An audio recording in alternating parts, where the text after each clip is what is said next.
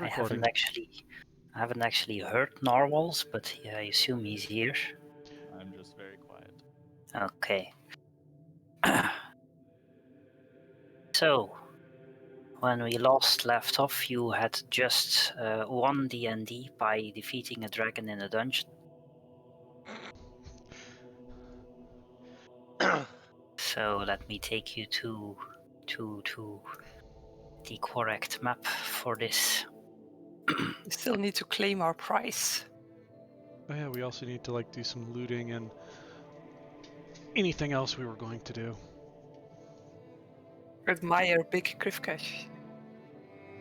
Yes, because he was big for another 2 hours. And there's a very fast clink at the moment for the next few moments. No, because you were knocked unconscious, so you lost Oh, concentration. right. Can happen if you linger too close to a dragon. So, what do? Loot the corpse. Yes. It's a mechanical dragon. I'm not sure there's much you want. There's plenty of mechanical parts we can pry out of it. We find all the nice shiny bits of gold and everything like that, the worthwhile metals, and we pry them out. Okay, Oh, this sure. isn't gold, it's brass. We Don't crawl think there's- inside the dragon to find the dungeon in the dragon. To be fair, I wouldn't count that out. There are dimension shifting shit and all sorts of space modifying spells. You know, Possibly. It could even have a really tiny green wizard in there controlling it. hey, let's go ahead and use the potion of dominionation on Keepsnake, and that way he can crawl around inside. It will keep warm. I don't think we need the potion for that. Diminution. You have one. Also, we don't need the potion because I have the spell. Oh, Yes, sweet! Matt could be even smaller. Yeah, sure. It's just I need concentration for that. So if I'm doing Yes. something else in a fight, then I can't. So I can only do one at a time. if Krivkash is enlarged and Mac is shrunk, could I basically be like a shoulder mount cannon for Krivkash? You do not do the Thanos thing. I was thinking like Predator. Fox says you should reenact King Kong. Yes.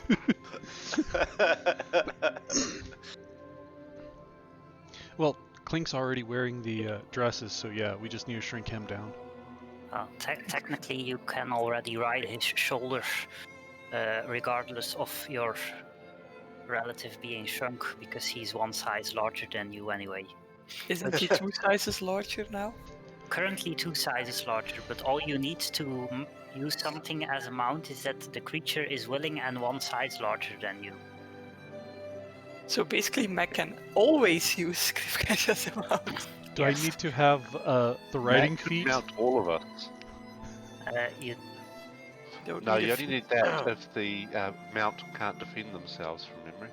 Yeah, the mounting feat allows you to take hits that would otherwise hit your mount, and something else that I forgot. Gotcha. Which in this case is probably not something you want to do, given the fact that Krivkash has 21 AC and you don't. This is true. In fact, you want Krivkash to get the feat that's the opposite amount and let him be ridden by you so that he can take hits for you. Yeah, but it doesn't quite work that way. It's because the original authors of D&D didn't really know the D&D player base well enough to realise that players would want to mount each other. Yes, well. They have depends. bards, so they knew what they were doing. Yeah, well. So yeah, if there's any particular mechanical parts that you need from a mechanical dragon, then you probably can find those, but otherwise the dragon is lacking in gold or something, because this is not Skyrim where wolves have gold in their stomach. In which case I just shove the entire corpse into the bag of holding so that I can resurrect it later. No, That you do not. does definitely not fit in your bag of holding. It's Worth a chance. 64 cubed foot, so a large mechanical dragon does not fit in there. Damn it. I also don't think you can resurrect constructs with whatever spell you were thinking about anyway, but Well, we can just create the construct again, using the normal Yeah. process of making a construct. But we know But where the- it is. It's under the high hall. We can come and fetch it if you That's find a way true. to. That's I mean, no true. one has been Good here idea. in centuries, so it's plausible to think that no one will touch it when we're Or just even- leaving you. If Krivkash is still large for another 2 hours, he can just carry the corpse.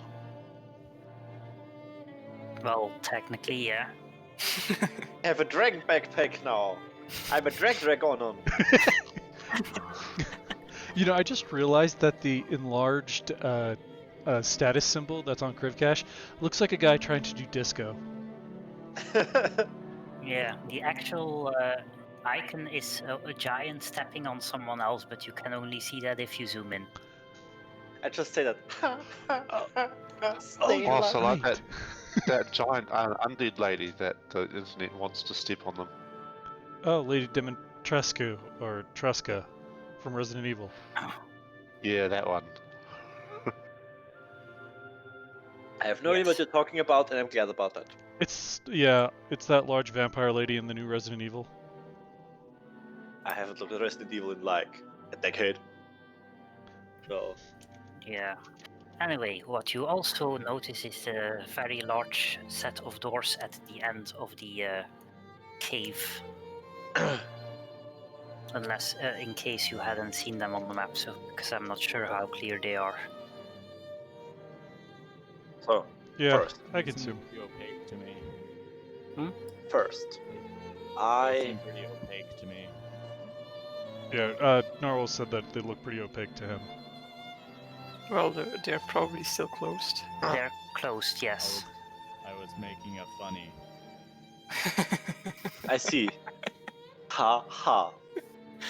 Okay. So, Clink, I guess I'm going to heal us both for Oh, that would be nice. Yes. a total of 30 hit points, if I remember the thing correctly. Clink actually now has 30 HP. It's a new record. Or like for total of 30. Yeah. 5 times. Yeah. Yeah, so Like up we to Well, haven't I can use 7 of that.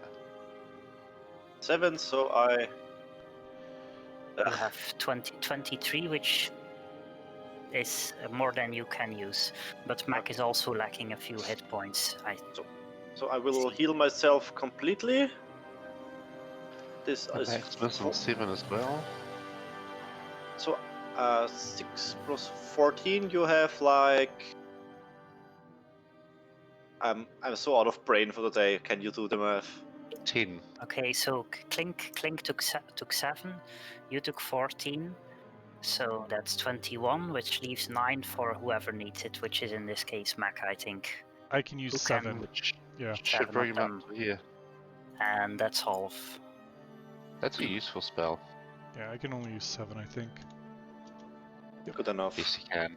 Yeah, so if It's someone not can a- use 2, Yeah, but everyone is above half health for other Uh, than yeah.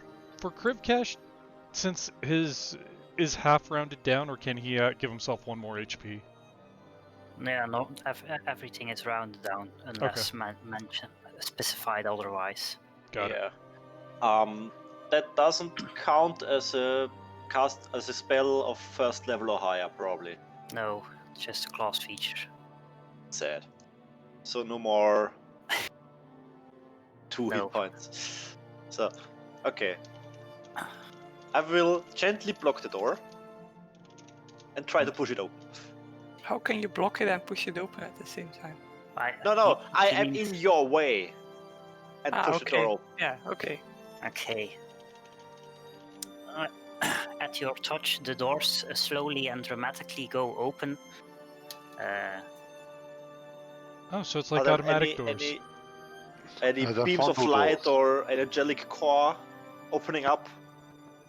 Possibly, because you see a room with, in the center, a sword on a stone tablet, and floating in front of the sword, a rather strange creature. That- It's an angel. Yeah, I was funny. about to say that it looks like an angel.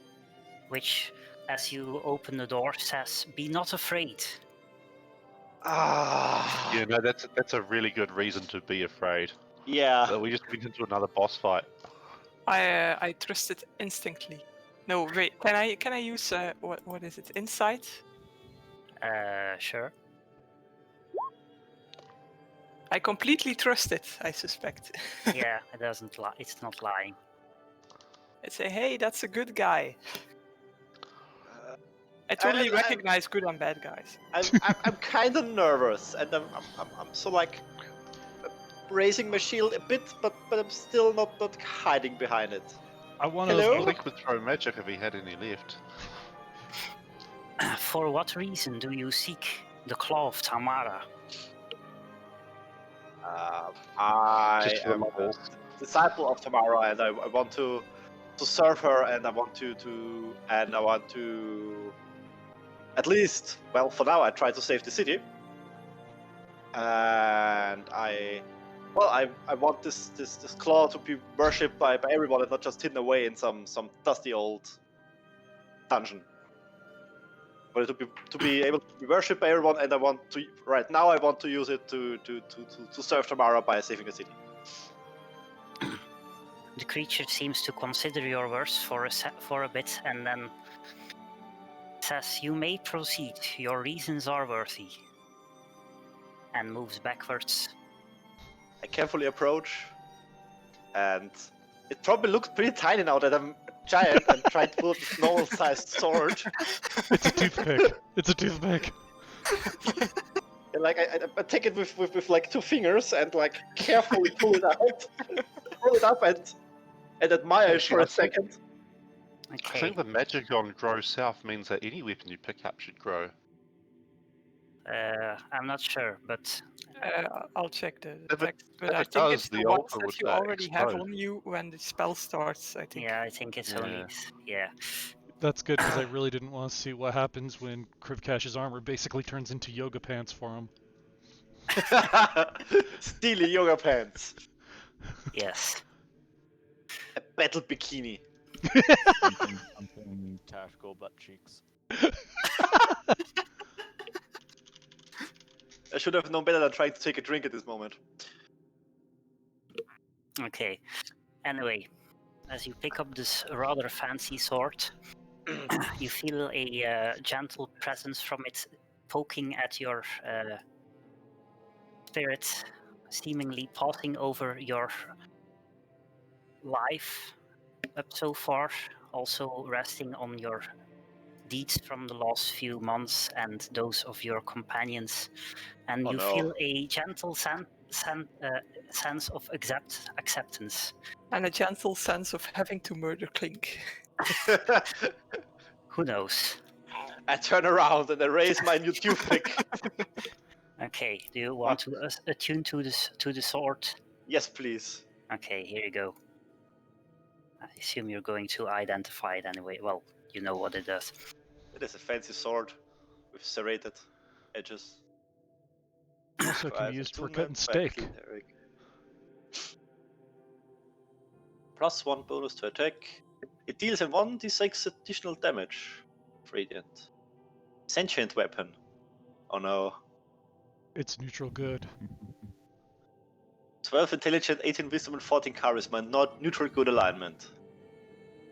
Communicates via emotions and images to creatures within 120 feet. Like, I have a keep sword now? The light is sunlight. Is this the kind of light that can hurt vampires? Indeed. Ooh. So we probably should have come here first before sticking a vampire in our bag of holding. Well, we can still go hunt other vampires. There's other ones. At least one. Do you know, am I only I seeing that, or you could probably show it to the others as well? Like, Everyone should see it at the moment. okay, That's Yeah. why Hex is reading it. okay, I wasn't sure. I was talking about it. She was like referring to something. I was. The solar radiance. I was reading. The light is sunlight. Shiny. Oh, you even get a shield with it. Jeez. Nice. Nice. And a 19 or 20 on the crit.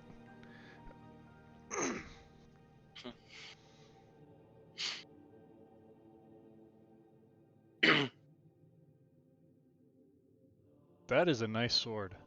Yeah, that's a really nice sword. Has any one of you any resistance to any damage types? Fire Darius, I think. Darius is resistant to fire and radiant damage. So like we can make him immune to fire for the next dragon fight. Possibly, for example. And there are also spells that make you immune to resistant to certain spell energy types, like fire shield and absorption of elements, or what it's called, something like that. And as you attune to the sword, several tendrils of energy reach out from it towards your companions, who feel some of their items glow a bit. So I'm just going to Oh god. show all of them on Whoa. the screen, and you can find your own. Okay. Attunement by a wizard, that's for Clink. Yep. It's Yeah, it's Warlock, literally that's the Darius. grimoire already Oh, have spell plus song, 1. that's me. Oh, it's Yeah, actually item think showing that's that why with a 2 after it. Yeah, but because everything is 2 right now, yes. Yeah, it's just our crazy magic items upgraded. Oh, this is wicked. Let's see. Excellent. Wow. Dawnspark is Darius's, right? Yeah. Yeah. I can Jeez. unattune to a book, right? I to don't magical quite item? understand what the last point of the claw does. Can Well, share his power with your allies. What does that mean? Well, I don't- that's what it just did. Ah, okay. That's like the +1 to Yeah. everything. I see. Ah, Mac, you can swap people's nethers. Wait, what? I've been looking through them in order, so I haven't looked at mine yet. Let's see. Yeah, that's nice. Nether swap.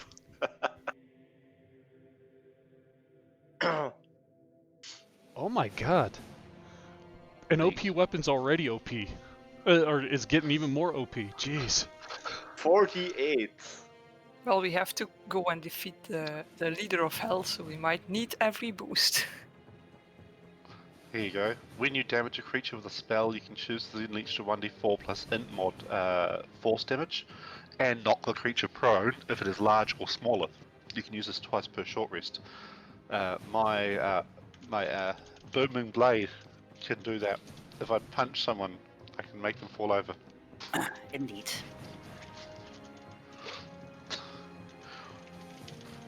Okay, these are pretty freaking awesome. I probably forget half of the things the claw does. A stupid question, Dino. Mhm. For that explosive shot, is that fire damage? I think it has piercing damage. Let's It's not explosive, it's frag. Yeah, so basically it's Okay, got it. explodes into splinters. Oh. The healing Nice. light has now immunity to everything for a turn. Resistance. Yeah, yeah, I can't brain today. Don't expect much intelligence from me. Well, I that's know- okay. Your sword is intelligent. I now. noticed that you give Mac area of effect things, but you do not give them to Clink. It's for the preservation of reality. Clink If I have already- area of effect cantrips, then I can cast to hit them harder. Well, That's more true, you likely. have a bonus on your cantrips, yes. Clink already has area of effect things. Yeah. and now when I hit people, I can make them fall over. That's nice. It's, Uh, it's gonna be cool. So with this nether swap, I'm going to call it now. It's only a matter of time when either Clink asks for it or someone else asks in the party to hit him in addition to an enemy with it.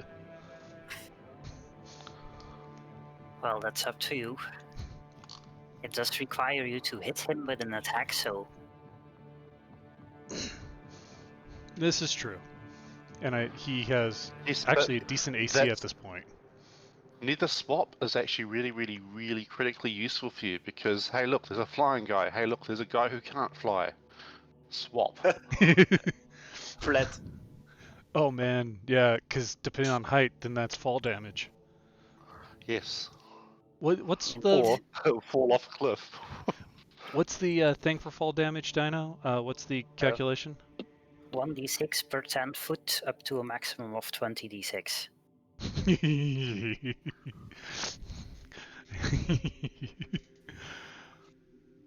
That's gonna be fun.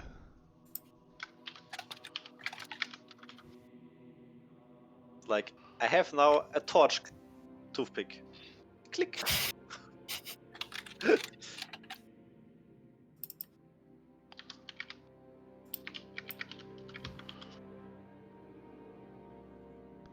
That is definitely nice. Wait, I can spell now save- reach 25 AC for a while. Save DC of cantrips. Does that not apply to leveled spells? But just to Indeed, cantrips. yeah, because increasing Okay. the save DC of your level spells is a rather strong effect. Yeah. Can you imagine that if it was versus like my new spell, Black Tentacles? Which means it's basically web, but it also does damage. Oh And wow. quite literally, that's pretty much the spell description is web, but with damage and larger. I think it is the same size, 20 feet cube. Oh yes, yes it is.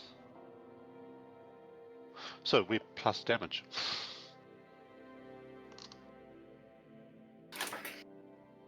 Which is not too shabby, given the fact that web is already a rather nice spell.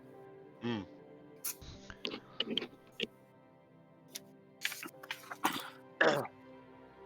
Yeah, it's 3d6 bludgeoning damage if they fail their first save, and then if they start their turn in there having already failed a save and are restrained, so it's another 3d6 damage. Mm-hmm. Okay, so how high can you get your AC there, Krivkash? 25. And it's what, another +2 if Clink hastes you? Oh yeah. Oh. 7. Oh, that is sweet. I become even more unkillable. I gingerly walk into the room and thank the deity profusely, the angel or whatever the creature is. It's actually the sword that gave you that power. Yeah, it's the sword. Thing is just a celestial that is guarding the thing. Well, I thank the celestial for not killing us. The sword sent you a picture that feels like some. You're welcome. Like the feeling of coming home. I also thank the sword. Thank you very much, dear sir or ma'am. I don't think a sword has a gender. Or genderless It's very person. manly. Swords. It's non-binary. It's trinary. Thank you very much, dear person. Alright. Also wanna go up to the deity and say hi and introduce myself. Try to strike up a conversation. Okay, the celestial seems slightly confused, Oh, but talks to you anyway. I I should want- probably add these things to your character sheets. I added a resource for sapping words. Yeah, well, for well. those of you... Yeah, but you also have a plus on your... Yes. Also, plus on my cantrips and on the and on the what's against Sonic words. I ask it about stories about long past things because I assume he's very old and knows stories that I have been lost to time. Okay. Let me do the character sheets first because I make up Sure. stuff for that. Sure. It stops spinning, and one particular tired eye looks at her and says, "I have been in here For 700 years. What do you expect I do know? Well, stories from 700 years ago. Duh.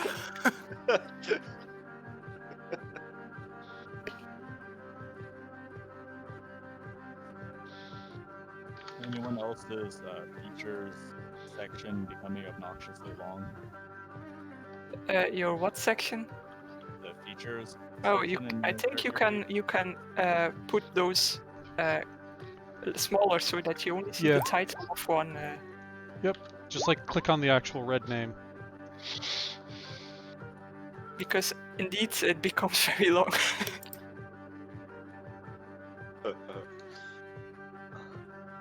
Oh, sometimes I keep them open the whole time because I just like scrolling through sheets. I'm just happy that this sheet is infinitely long if I need it to be.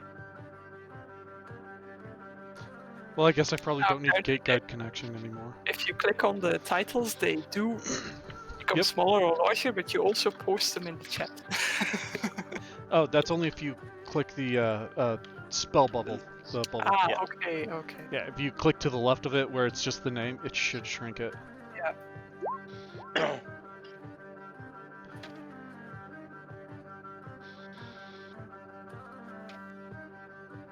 Oh, this is E1M1, yeah.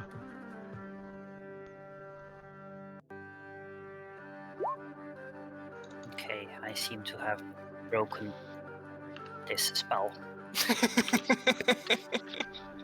I mean, technically they're already broken because of how good they are. Hex, maybe you should close your character sheet while I do this. It's closed. Maybe that's why it's bugging out. Or maybe it's just because Roll20 is rubbish.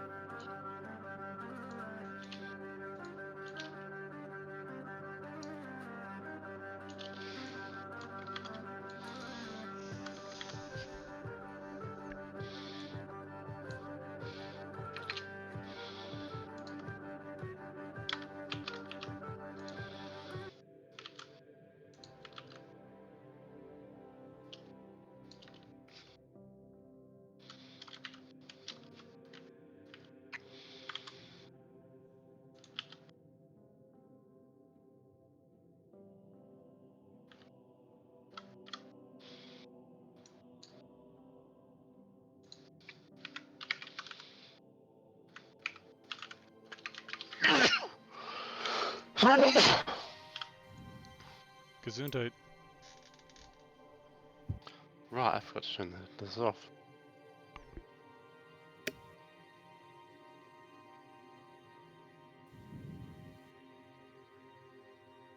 Okay, so apparently I cannot change the save DC for specific spells, so I'll just have to remember. So that's all that needs to be changed for... Oh no, there's also the damage thingy. I actually expected this to happen at the end of a session, but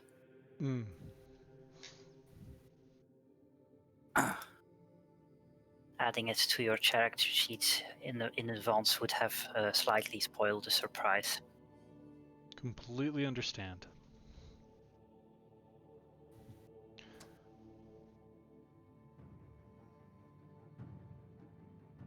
Wow, I just realized that Nether Swap is actually a wisdom saving throw against my Dex proficiency. So 8 plus 3 plus 4. Yeah, so should be 15. Yeah, that's nice.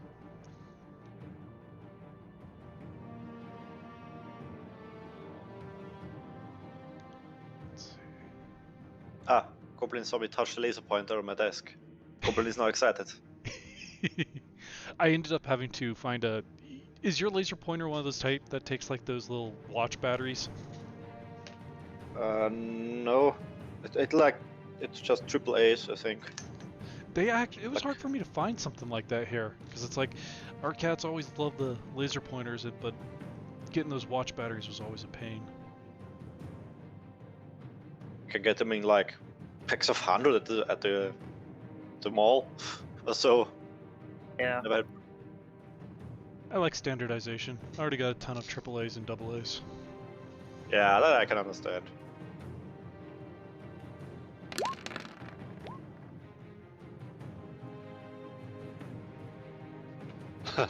Thunder Force.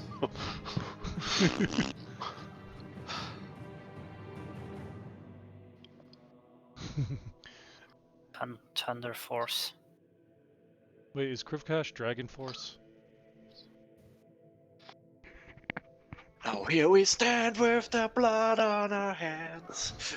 And see if we Bit of a had. shame that the thunder and force damage don't work side by side properly.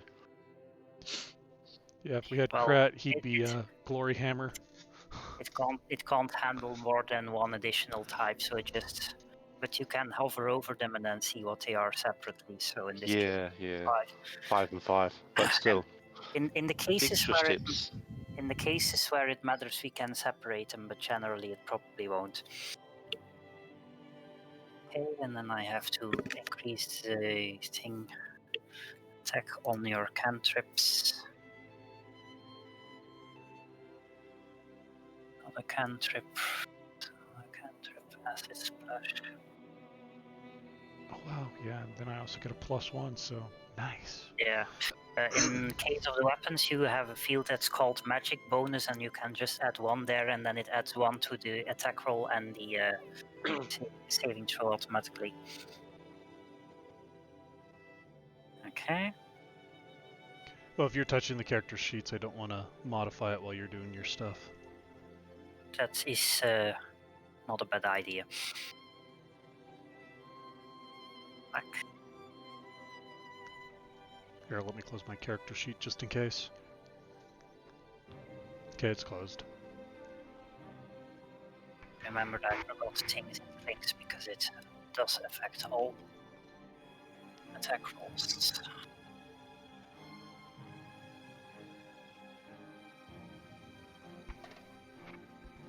Yeah, these are cool. I'm looking at some of the others, and it's like, even that Dawn Spark 2 looks pretty frickin' wicked.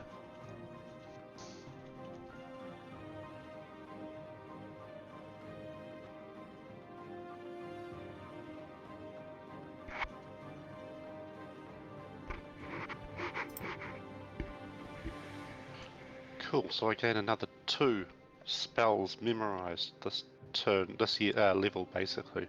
Yeah, you can I'm take up to care of 11 that. spells memorized. You can take care of that when you do your long rest in a bit. Yeah, of course. I was just checking on how it worked because I couldn't remember. But 11 is very useful.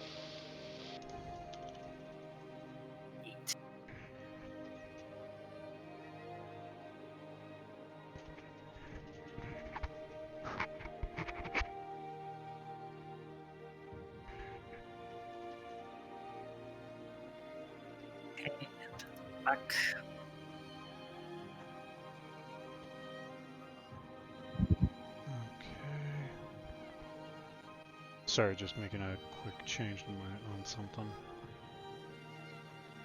The nether swap from Mac, what do you mean by if there is room for them to do so? If one of the creatures is, for example, a tiny creature in a tiny space, and the other creature is a large creature, and there's no room for them to Okay. actually be in the place of the other one, then it doesn't work. Yes, if they're in sizes, okay. Yeah, I mean, that makes sense. It's right there. Huh, interesting.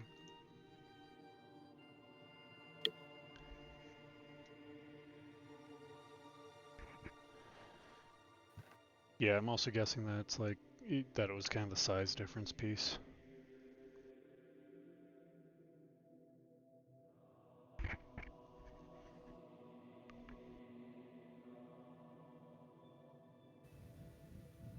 Cutting words is a cantrip, right? Is that like the insults that Gisela uses? No, It's vicious mockery. Cunning Words is a thing where she nopes attack rolls Yeah. from other people. Oh, So okay. that's not a cantrip, that's the use of my inspiration die. Yeah.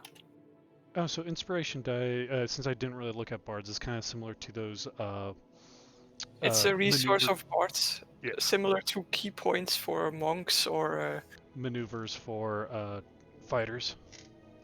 yeah. So Oh, that's cool. most classes have something. How many inspiration die do you have? 4 per short rest. Nice. Nice. That's the green line above my health is my inspiration dice for the day. Oh, I for thought that was spell slots. my spell slots are more than 4 and different for different levels. So That makes sense, yeah. I have 'cause- 4 level 1 spell slots, 3 level 2s, 3 level 3s, and 1 level 4. and I At the bel- moment, now that we've leveled.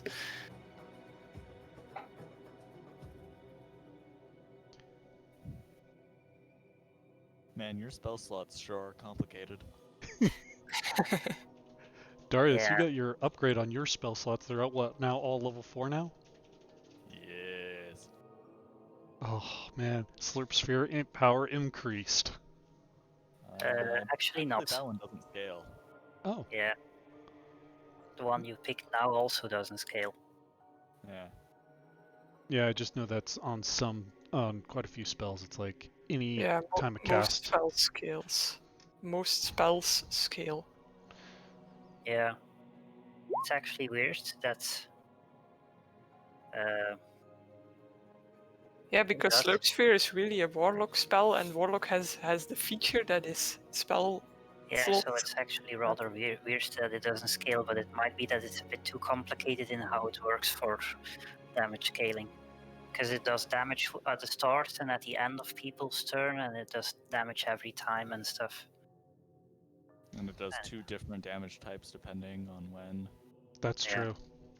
Yeah. It's all very complicated. And as we all know, Warlock is a very simple class as far as spellcasters go. I think you meant powerful. Yes. Yeah, Simple doesn't mean weak. It means just easier to play than, easier to play, for albeit example, wizards. not easier to put one together at character Yeah. creation necessarily. How many spells do you know, Darius? I'm not going to check because Dino's in my character sheet right now. Ah, okay. Thank you very much. Enough, I think, is the right answer. Okay. For a warlock, do you have to like memorize spells as well, like a sorcerer? No, I just have them all on tap. Sorcerers don't memorize spells. Wizard, sorry. Yeah. Sorcerers are okay. So sorcerers, which one? Sorcerers is the ones with wild magic. Yeah, They so have- they are a bit like wizards, but they know spells rather than learning them from books, and they have meta magic, but they know very little spells in total. Gotcha. Like a wizard starts with 4 and learns 2 on each level up, and a sorcerer starts with 2 and learns 1 on each level up. I just like how Narwhal's put that. So what does Darius have on tap today?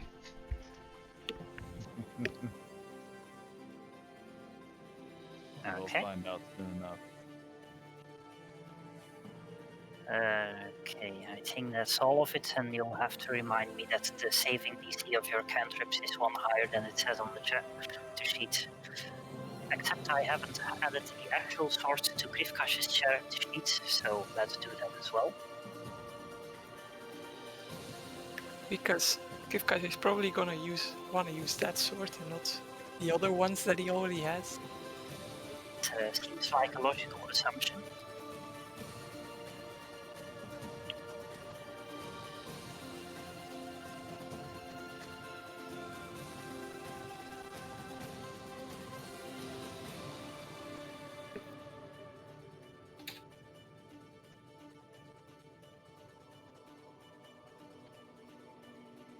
Anyways, Magus, to answer your question, I have 11 leveled spells I could choose from. 11, that's quite a lot. Mostly I only use a couple of them though. I think it should probably roughly the same as the bard Yeah, does. I have 13 apparently. Just count. Yeah, you have 2 extra because of your subclass. The two Ah, you right, yes. the 2 you stole from a different class are extras because you are The hex and the counter spell. Yeah, yes. okay, so actually I also would have 11 normally.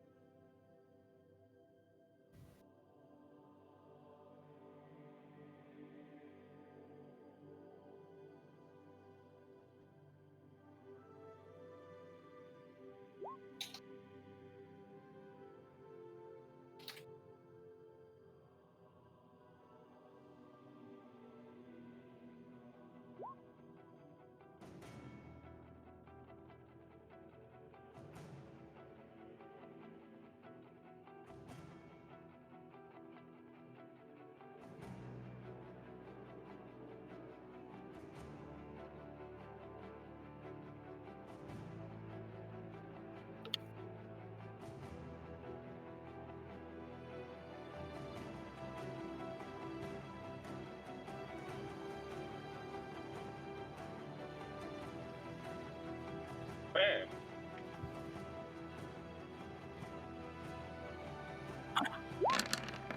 To work.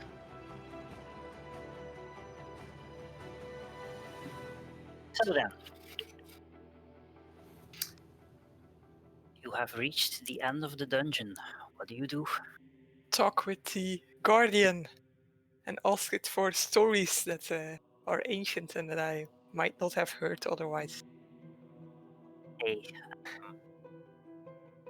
it tells you a story of things that happened in the plane of Celestia many millennia ago. A story which I have no inspiration for at the moment, but you are free to make one up yourself. Okay.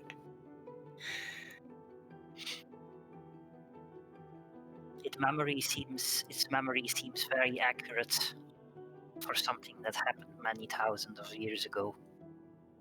Either that or it's better at making it up on the spot than you are at figuring it out. Yeah. Celestia being one of the upper planes. And I know a good story about it that I recently read. But Celestia is one of the planes where angels and stuff live, if I recall correctly. It's about a princess who she's the only daughter of a king, and the king the queen dies, and the king is so heartbroken that he only wants to remarry a woman who is so like his old wife that she can wear her anklet, because apparently that's the criteria of people being alike. So he goes asks which woman can fit the anklet, and apparently the only answer is his daughter. He doesn't see a problem with this, so he starts to arrange the marriage with his daughter. The daughter says nope, nope, nope. So she climbs out of the castle at night. She arrives with a tannery guy. She asks him, make a disguise for me, here's some money. Tannery guy is not really good at his job, so he makes terrible disguise, which is kind of a burqa, but it's really, really ugly. So she says, well, okay, it's the only thing I've got. So she takes the disguise, puts it on, and flees to a nearby kingdom, where she quickly gains fame as a very ugly being, possibly a monster. The queen there thinks, whoa, this is interesting, I'll invite her to my castle. So she invites the possible monster in the castle. And there she asks, well, who are you? And the creature says, well, I'm nearly blind, I am also deaf. They don't see a problem with the fact that this deaf creature has just answered the question. Say, well, do you want to join me or maybe work in the kitchen here? And she said, yeah, true, I'll work in the kitchen. So the princess in her ugly disguise now works in the kitchen. Nobody finds it strange that she can apparently hear as a deaf person. So she works, and also nobody thinks it's a bad idea to let a possible demon work in their kitchen and handle their food. So she works in the kitchen of the nearby kingdom now. And then there is a big ball. Everyone is invited, and she puts off the disguise and enters the big party. For a short moment, of course, everyone thinks, who is this mysterious woman? And the prince thinks, I should marry her, because that's what happens in stories. But she disappears again before they can ask her who she is. So, well, how can you lure her back? They give another party, and again, she puts off her disguise and goes to the party. This time, they get her a little longer, and the prince asks her, where are you from? And just before she runs away, she says, I am from the land of pebbles and mebbles. Well, great, he thinks. And the next morning, Paddles and ladles. ladles, whatever. And the next morning, thinks he takes his man, saddles a horse, and thinks, I'm going to the land of pedals and ladles. And oh yeah, also right before she exited the party, he tried to grab her, and she got his ring from his hand. And now for the escort to drive them out, the people from the kitchen make food for them, and she puts the ring in his pastry that she gives him, and he goes out of the gate and he takes a bite from his pastry, says, oh, here is the ring, I said. So he goes back to the kitchen, finds his princess in her disguise, and promptly marries her, because that happens in stories. Also, that was a good idea, because he didn't even know where the land of pebbles and ladles was, actually. So he was really going nowhere. And then her father, the king, comes to visit, and she reveals herself to him and says, well, look, I'm actually married to this prince now, so you can't marry me anymore. And the father says, well, that's good. It was a bad idea of this person which tried to couple us anyway. We'll hang her. So they hang the person who suggested the marriage, and all is well. Uh-huh. It could almost be a grim. it's an actual fairy tale from somewhere. Yeah, the I weird figured land it. sounded like that. Oh, I it, figured as soon as Dino piped up. But it could just have been an element she just took from somewhere. So no, the entire story is something she showed me earlier this week. It's hilarious. So, I Okay. guess we can make our way out of here.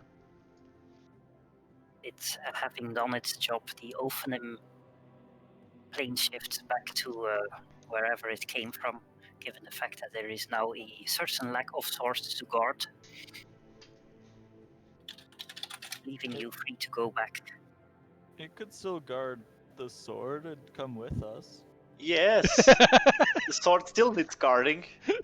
Yes. I mean, like, don't you see that the logo of Chaos United on my chest? I'm clearly lying. That would be Yes. funny. Your sword still needs guarding. I will come with you. If it didn't trust you to guard the sword, it wouldn't have given it to you. And I'm also not sending a creature of CR16 with you to guard things. Why not? That would be a great idea. You couldn't have, like, 99% of the time, you guys got this. I'm just watching.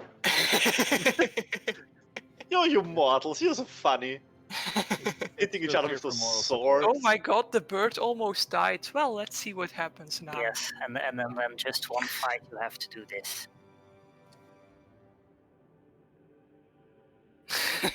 Would be even funnier if the Celestial took an interest to the keep snake. 18d6. Holy fuck.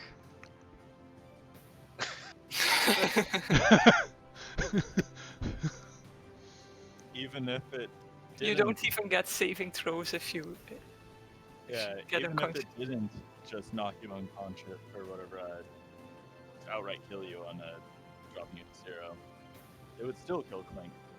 Is Clink a humanoid? Yes. All are.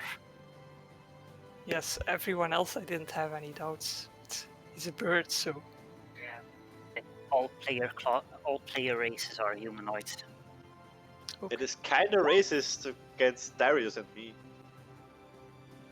A humanoid just means vaguely human-shaped things. Yeah, I mean, no, I mean her statement, not the categorization, but her statement about it.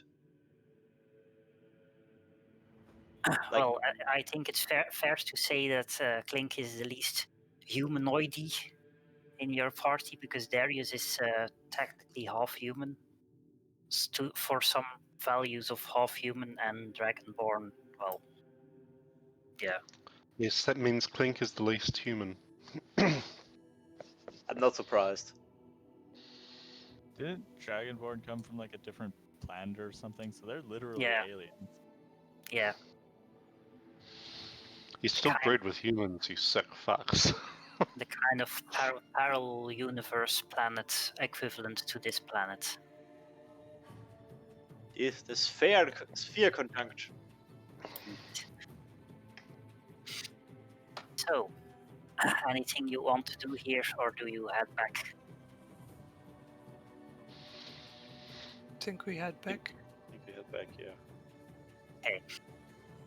So you head back to the High Hall. On the way back, I talked with Mac about explosives. Oh boy. Head back to the High Hall. In the meantime, it's probably, Where's my Late. signs? Oh, there it is. I don't know where you are currently, probably in the meeting room still. Ah, I'm there twice. And Kat and Onthar are very small, and all the other people too. That's because I updated your tokens, and that means you are too large for the grid. Well, we know Oh, that very that Krivcash is still like probably a size large and probably needs more than one seat. Because actually too small currently.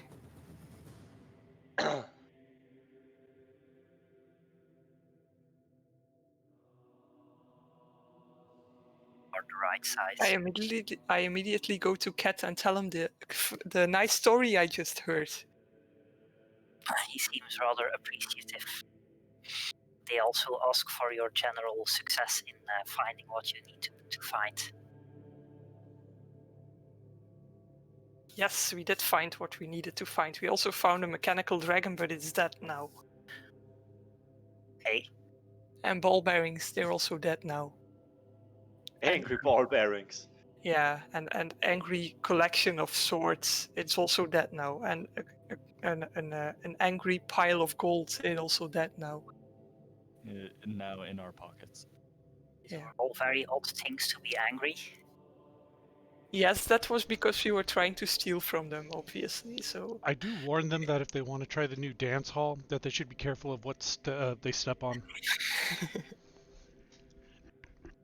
Well, the portal probably closed behind you.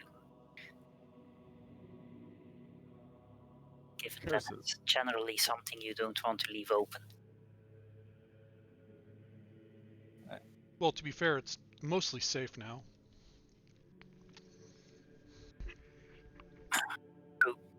Or something you don't want to leave open from the standpoint of the people who made the dungeon. I mean, the thing the dungeon is dungeoning is no longer in the dungeon. but maybe in the future we'll need a new dungeoning thing, and then you can reuse the dungeon. Maybe the dungeon is simply not smart enough to figure out that whatever is in it is now no longer in it. That's extra programming, you need to pay more for that. And it's buggy. If you do pay more for it, it doesn't work anyway. Obviously. They had the budget for a celestial to chill in there for an arbitrary length of time, and they didn't have enough for a switch. Possibly. Well, not after they hired the Celestial, there wasn't enough left then. Let's see.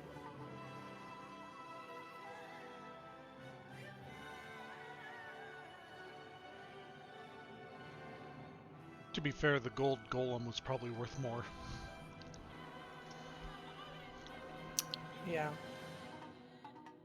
So, So is it still early in the day, or because I can't recall when we exactly left for the basement? You left in the morning after Okay. your breakfast, so it's probably currently halfway the afternoon or something. Gotcha. well, time for a good meal.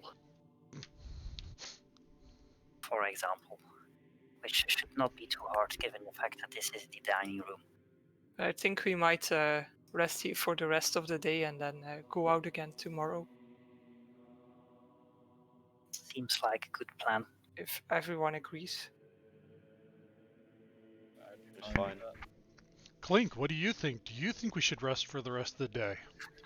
Clink entirely agrees with resting for the rest of the day. If I recall correctly, Clink used up all his spell slots already, so Well, yes, in the boss fight that Clink wanted to rest before. Yes. Well, we made it.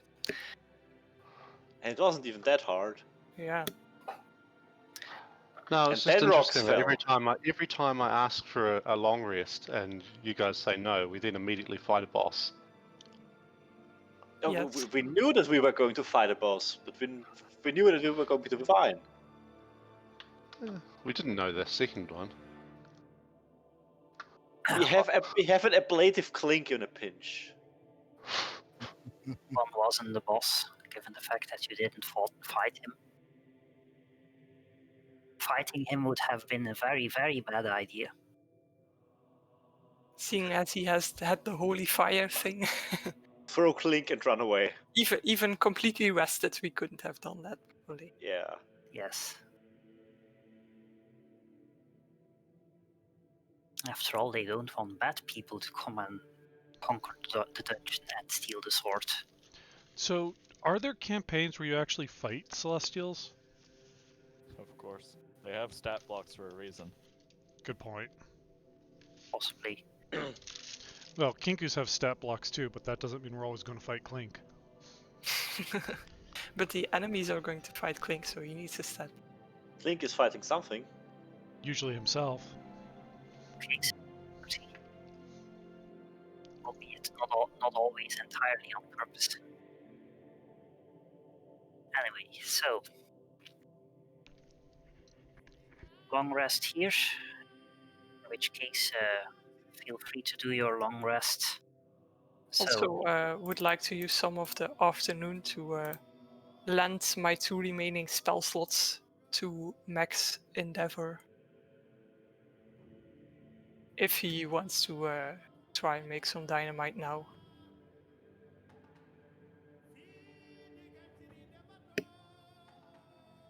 Magus, are you still there?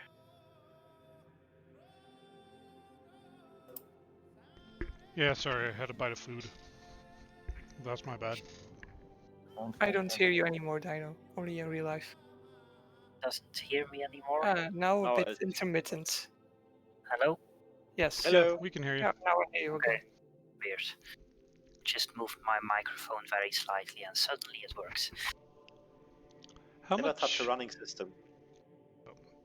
We can, on a long rest, we recover up to half our hit dice and all of our HP, right? Indeed. And Krivkash can now prepare 1 spell more than he did the previous rest, and Clink can do 2 more, so don't forget to change that. Yes. If since it is kind of mid-afternoon, early afternoon, how many packages of smoke powder could I make? I could make 2 with Gisella's 2 remaining spell slots, and would Keth be able to lend any as well? Kath, but let's say he has 1 level 3 spell slot left because he did do stuff today. Okay. They don't just sit in this room all day. Sure. That's why I thought I'd ask instead of just assuming. In that case, I will make 3 packets of smoke powder and pass them to Granny. Yeah. Uh-oh. How do I... Wait.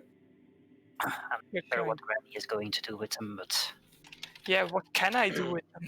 A packet deals 1d6 thunder damage to each creature within 5 feet of it, or half as much if it succeeds on a DC 12 Dex save. When the keg- packet is Where when do you the find packet is subjected to fire or your smoke powder? concussive force. Or dropped, or otherwise handled roughly. Yeah. So And- basically, throw it on the ground or. And if we get 10 of them, we get a keg that deals 10d6.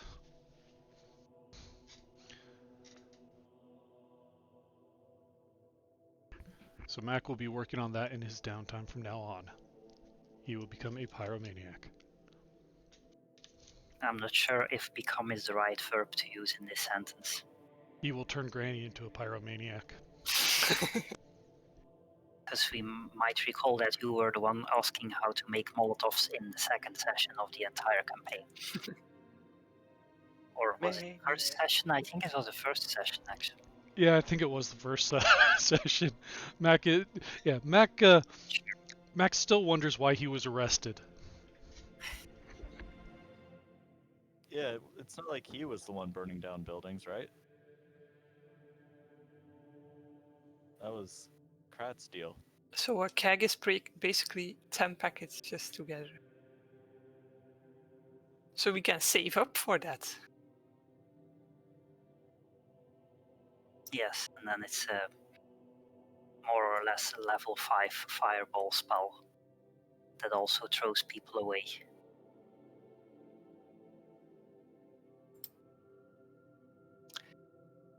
Also, in the meantime, I ask Kat and Ontar or anyone else that might know that we heard there was a male vampire in the city, if they have any idea where it would hang out or something, because killing vampires is kind of our thing now. I have a glowy stick. Stick says hello. Stick seems enthusiastic to take out a vampire. Just a quick question. Uh-huh. So these smoke powdery things, that dynamite-y things that you're making, or he's making. If I were to say use catapult to smack it into something, would it explode as well as doing its 3d8 strike damage? Because the object takes 3d8 bludgeoning damage. Seems like a logical thing it would do, yes. Neat. Cool.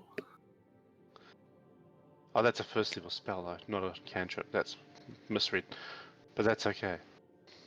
It's still Is cool. catapult a spell? Yeah, it's a first level spell. No. Unfortunately. Why Object flies straight in 90 for 90 feet in the direction you choose.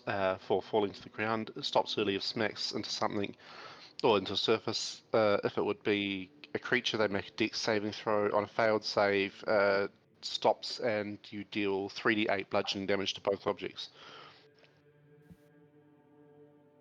And it weighs up. You can weigh up to 5 pounds per spell slot per spell level you expend. Can you just lift it really high and then with Mage Hand and then drop it? Yes, but Mage Hand is slow. Whereas Catapult, I just hold an object and I point it sort of the general direction of a thing, and bam, instantly 90 foot of distance traveled and smack. Mage Hand is an action to manipulate something and move it, so that's basically the same as just throwing it yourself.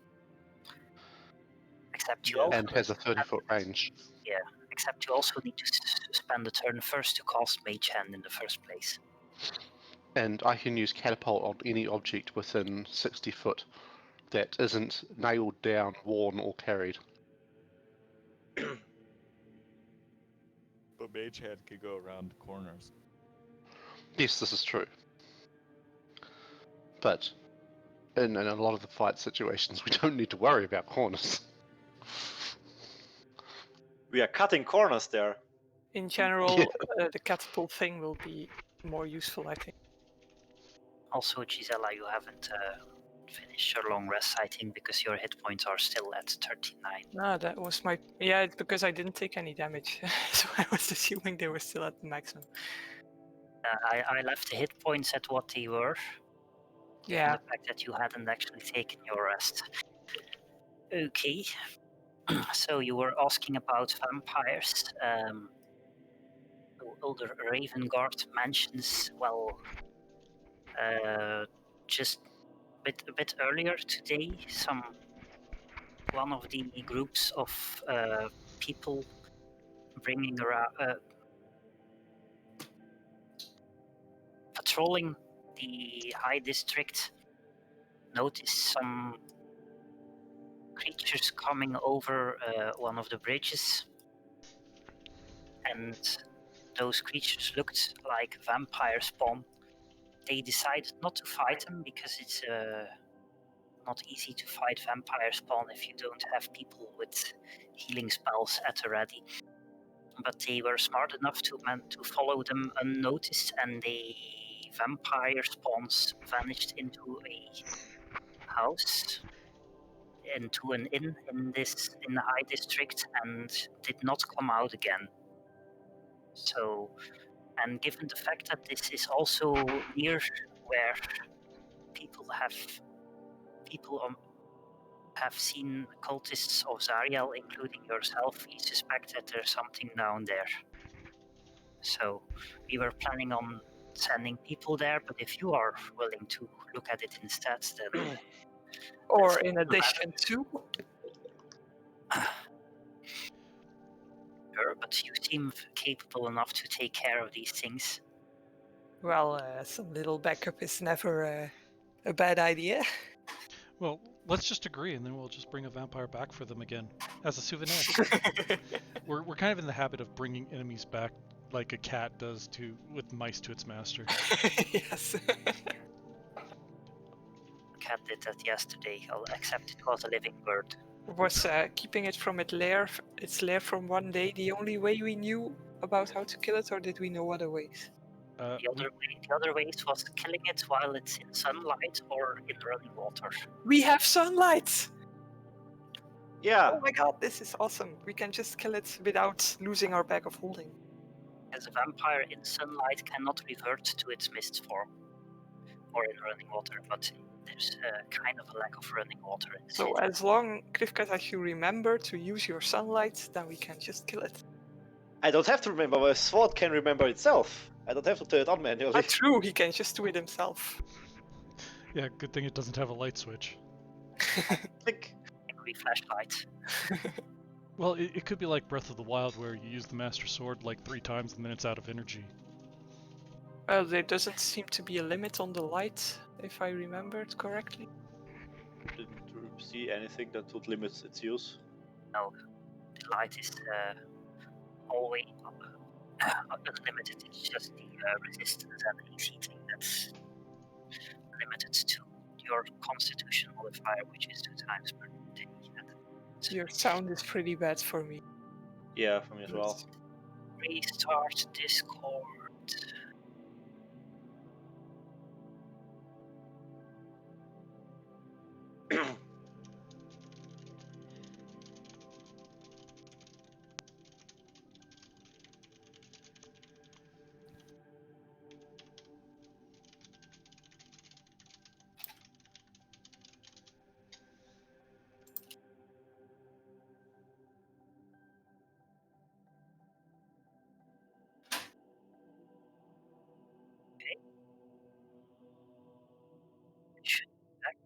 Pretty much the same. Try moving your mic just slightly again. Okay, is this better? Yes. Yes. Okay. Have you tried turning it off and on again? That didn't this work, case- apparently. In this case, I just wiggled the audio jack a little bit. Okay, so we need a fund to also get Dino a new microphone. Well, it's It's basically the same one I'm using, so... yeah, and it's actually relatively new. So we specifically bought these to play D&D, I think, for COVID. So Yeah, it was definitely in 2020 that we bought them. So yeah. Perhaps a soldering iron instead. I'm not going to solder my microphone to my computer. We also already have a soldering iron. as is proper. I was more thinking solder a new cable. The new jack. Yeah. A jack and no. then a regular extension cable or something. Maybe it's just a little bit oxidized, I don't know. I'm going to put the place he was talking about on your map. That's great if we could see the map. Yes. Oh, we're That still is- kind of having dinner and breakfast. Well, you can see the map while having dinner. So it's over here. Oh, that's not too far. Yeah, well, Of course, the cult, yeah, it was also about there. yeah, I think Yep. you were attacked about here-ish, as yeah. far as I can tell, because the map hasn't really loaded for me, so I just see very large pixels. Basically, we There. circled the cult at the left in Westerly. Yes. That's where the Minotaurs encountered cultists. Ah, okay. And you encountered them when you were on your way from the market to the High Hall, and you were passing over here. A mobile enemy. They can be at multiple places. Well, that's why we That's have a mobile Clink. That's unfair. Only you can move. Only we can move. What's this? The rest is supposed to stay in place and wait for you to kill them. Yes, also be constantly busy with the same activity. Yes. And say the same thing everything you pass by. Yes.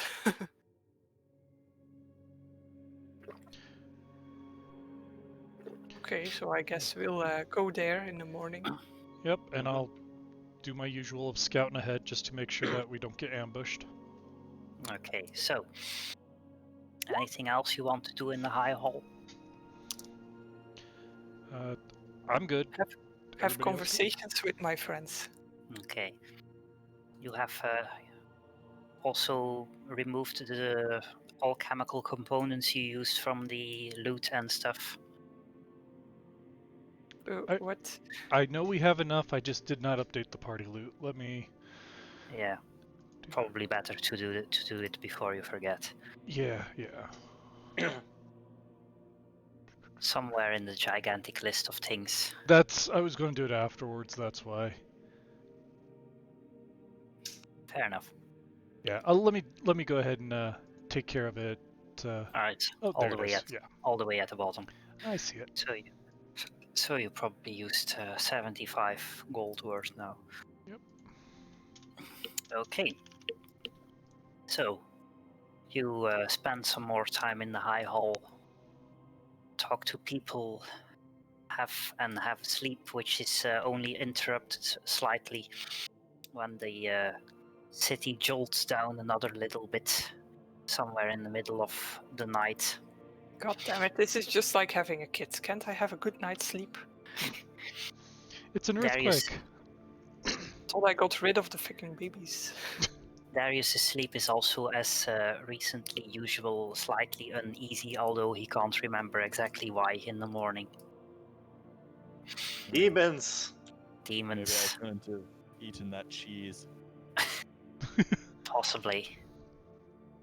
Then, morning comes as far as you can tell in this hellscape. And you presumably set out towards Simbril's house. And Yes. I am going to scout ahead stealthily and perceptively. Okay, give me a stealth and a perception check. I'm also trying to be stealthy even though it's in the behind group. Okay. 12 is not particularly much, but I send 22 is Kirkatch nice. Jr. along with Okay. So, you head towards there and take the first bridge over the lava river.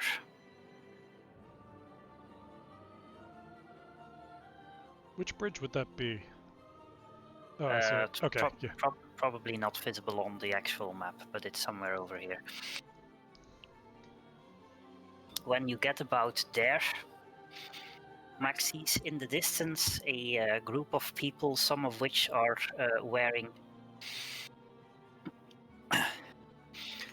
gold devil masks. They seem to have heard something, but because you're still fairly far away, they haven't found you yet. Can I just ask, who is Simbril? Simbril's house, the thing was an inn, and Simbril's house is simply the name of the inn. Okay. Who exactly Simbril was is lost in the ages of time. I You relay could the have asked the Celestial that. The Celestial is gone. I should have asked him this. I'll see if it's on the Forgotten Realms wiki, but I'm not sure. So I relay this information to my party. I explicitly make care to mention that there may be a free mask in it for Clink afterwards. Okay, we might ambush them if we go in the side streets now. The Forgotten Realms wiki does not mention why it's named this, so it's forgotten in the mists of time. If we go in the side streets, each in a different one or in small groups, and then make some noise so they come, or make something distracting in the street with mirror image or something, with minor illusion or something, they might You come want and me we to can make ambush. noise, do you? I'll take you to the actual map in a second. Do not tempt me to use my new light switch. Okay, let me take you to the... I have a couple of ways to make obnoxiously loud noises, and only one of them uses spell slot. If it's possible, I would like to climb up a roof, like where Mac is. That seems like a better position to be in. Sure. That's probably then the last thing you can do before they start coming your way. I Climb can't up stand on the roof because it has a wall. Yes, because the 12 is, yeah, not enough not to be heard. So, sure, you can get on the roof. The rest of you can also do one thing, and then we're going to roll initiative. Clink will climb on the roof as well. Actually, no, Clink won't. Clink is going to try and hide behind the statue. Okay, it is, give me a stealth roll. Yes. Press the button. Press the button. Yeah, that's not going No. to be enough. But you are behind the statue. You might still get cover from it. Yeah, probably a bit. And Lulu is going to hover over here, trying to cover most of you. Hovering somewhere between the first floor and the second floor. And Darius is sitting there. Yes. He's Okay. feeding his pet dragon, unaware of the dangers Okay. that are coming. Let me clear the turn order, and then you can roll initiative.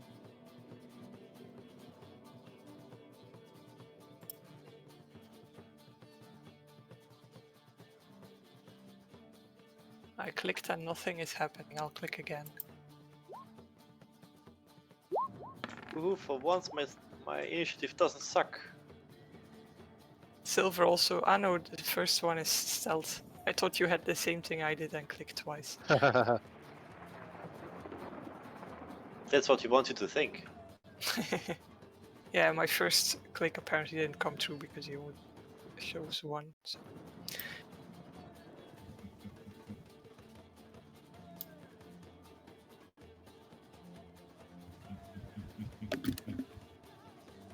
I hear ominous laughing. Okay. So, after hearing Mac on the roof, the first one to turn around and notice you approach in the street is the one in the center, clad in Ropes, who takes a second for the DM to take out the character sheets of the enemies.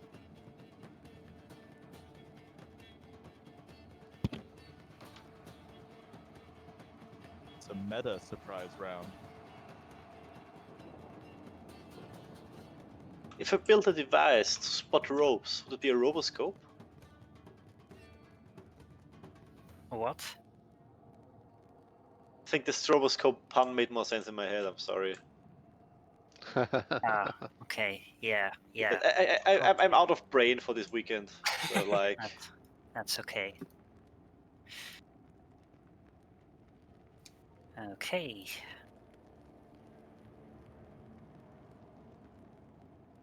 Who takes out a wand and starts to cast a spell? As usual. Clink Arcane win. is the spell. Yeah. Okay. Which one? Although you are technically too far away to counterspell it Probably. at the moment because the range is 60 feet. Yeah, I'm definitely too far. That's okay. Okay. Clink recognizes as fireball. Obviously. Motherfucker. Yes. Well, you encountered these people before, so you already knew technically they can cast fireball. So he's obviously going to cast it somewhere in the middle of all of you, which is probably here. Does Lulu protect us? Lulu protects just Lulu the ground protects- floor. No, it's a sphere. So Lulu protects you, but not Yes, Clink but the and building Darius. is taller than the sphere. And Krivkais Jr. and Little Snakey. No, I mentioned Lulu is hovering between between ground and the first Yeah. floor in order to just kind of get Right, you in the okay. range. Yeah, he did mention that. So Clink and Darius and their respective familiars may make a dexterity saving throw.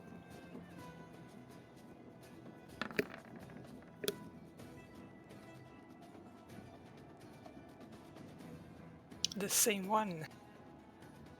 For the familiars. Okay. Everyone except Familiar Clink. Everyone except Clink makes the saving throw. So Clink takes 27 fire damage and the rest of you take 13. I am going to use my reaction That kills the snake again. to grant Krivkas Jr. resistance. Okay, that means Krivkas Jr. has 1 hit point. Clink Hooray. is just thinking of not summoning a familiar again. It's just not worth it. it's always constantly dying. Speaking of Yes. familiars, becoming unfamiliar by how much it's gone. speaking of familiars, where's Huey? Has been dead for a while, and Yeah, it's already. it felt kind of not worth it resummoning him. Yeah, well, animate that is basically only worth it if you build up the full amount of skeletons you can have at the same time, because just one of them is kind of weak. Yeah, I don't think that the effort on your side or my side is worth it. Yeah, that's why I like the new summoning spells they added in Tasha's guide in Tasha's, because they just make one big thing rather than making 20 small things, which is a bit less of a hassle. Clink, Okay. you alright there? No. Yes. So, out of curiosity, could you have granted Clink that resistance?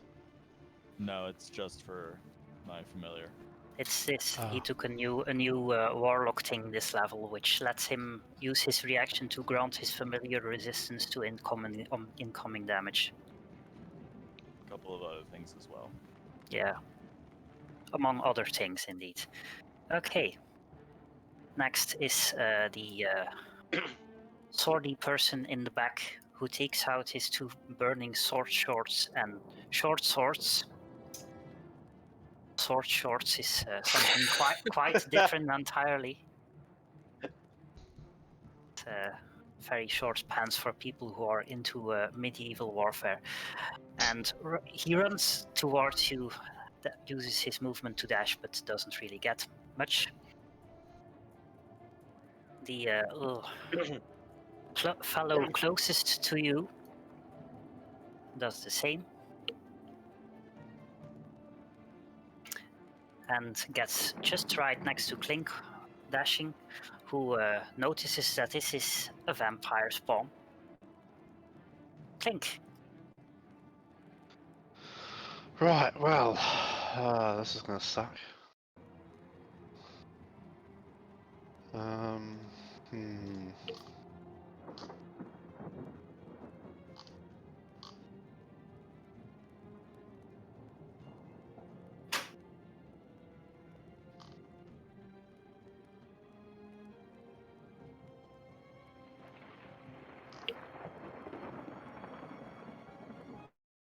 Hit and run as usual. Clink is gonna blade song. Okay. Which is his bonus action. Oh, he would have already cast his mage armor for the day. Yeah. So just tick I off the forget to. spell Yeah, slot I did. and I did. isn't already your on the- AC supposed to be Yes, 20? it's supposed to be 21. You've got the wrong token again. Why does it keep doing that? Okay, let me. Just delete the other token entirely. There's 2 Clinks. Oh god. The other Yeah. one is 18. The reason is because I. Okay, is because I. This is a reused map from earlier. Oh yeah, it's just a I street. just have a couple of generic street maps that I There's used to still put blood encounters. here from our previous fight. Oh, did I forget? Doesn't matter, we can have actually paused here before. Sure. Okay, so you have 21 AC. Yes, that's better. Right, and then using my attacks. Don't forget to put Clink back in the turn order, by the way. I yes. already did, Okay. but he skipped I'm just at the his bottom. turn, so he's at the bottom. Yes. First is a Hellfire short sword on the guy beside me. Nice. For thunder damage, I hit, so that's with the booming blade. And you're apparently using your 4/. My first 4/ for the day, yes. Yeah, well, it's two per short rest. Well, so. for the short rest, yes. Okay. So I should definitely be using them pretty much every combat. Okay. 22 is definitely enough to hit, so he takes 20 damage and falls over from the blast. Yep. And now I get advantage on my next attack against him. Indeed. Without the fire. And so I stab him again. 12 does does not not miss. hit. And then, because I've moved, I have 50 foot of movement I can make. Which I use to go 20 and then climb onto the roof with the rest of it. I presume I Okay. can do that. Yeah, it's half movement, but the roof is only 15 foot up or something. Yeah, so that's definitely within range then. Okay. You are on the roof. Yep, and that's my turn. All right. Darius. It's time.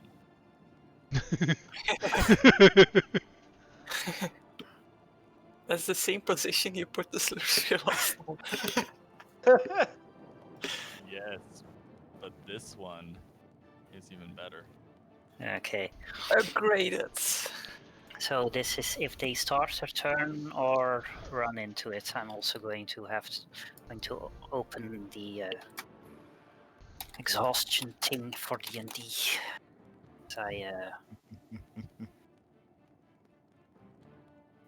One level of exhaustion? Holy crap. Yes, which is 1 level of exhaustion gives you disadvantage on ability checks. 2 levels gives you halves your speed. 3 levels gives you disadvantage on attack rolls and saving throws. 4 levels halves your hit point maximum. 5 levels reduces your speed to 0, and 6 levels kills you. They'll do anything not to be there 6 turns. Quite possibly so. I'm pretty sure even if they were to stay there, they wouldn't survive 6 turns while we're actively fighting them. Yes, well, they also take 4d10 radiant damage every time they fail a saving throw, so... Okay, That is so wicked. that's your turn. Any other movement or stuff? Well, first off, I get my reaction back. Yeah, and you're concentrating. Yes.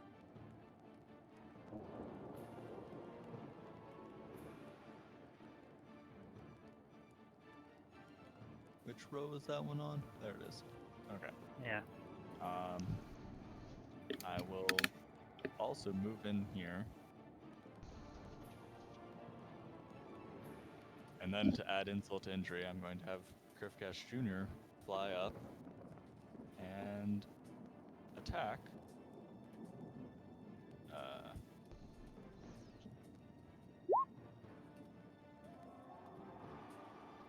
Okay. 19 hits. So this guy takes another 6 piercing damage and makes a Constitution saving throw. I think. Yes.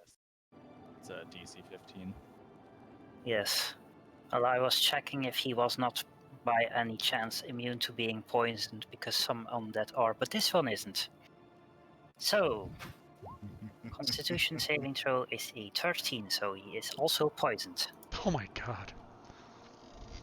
Which gives him disadvantage on stuff. And then Krifkash flies back. Okay, he is going to take an attack of opportunity, albeit with disadvantage.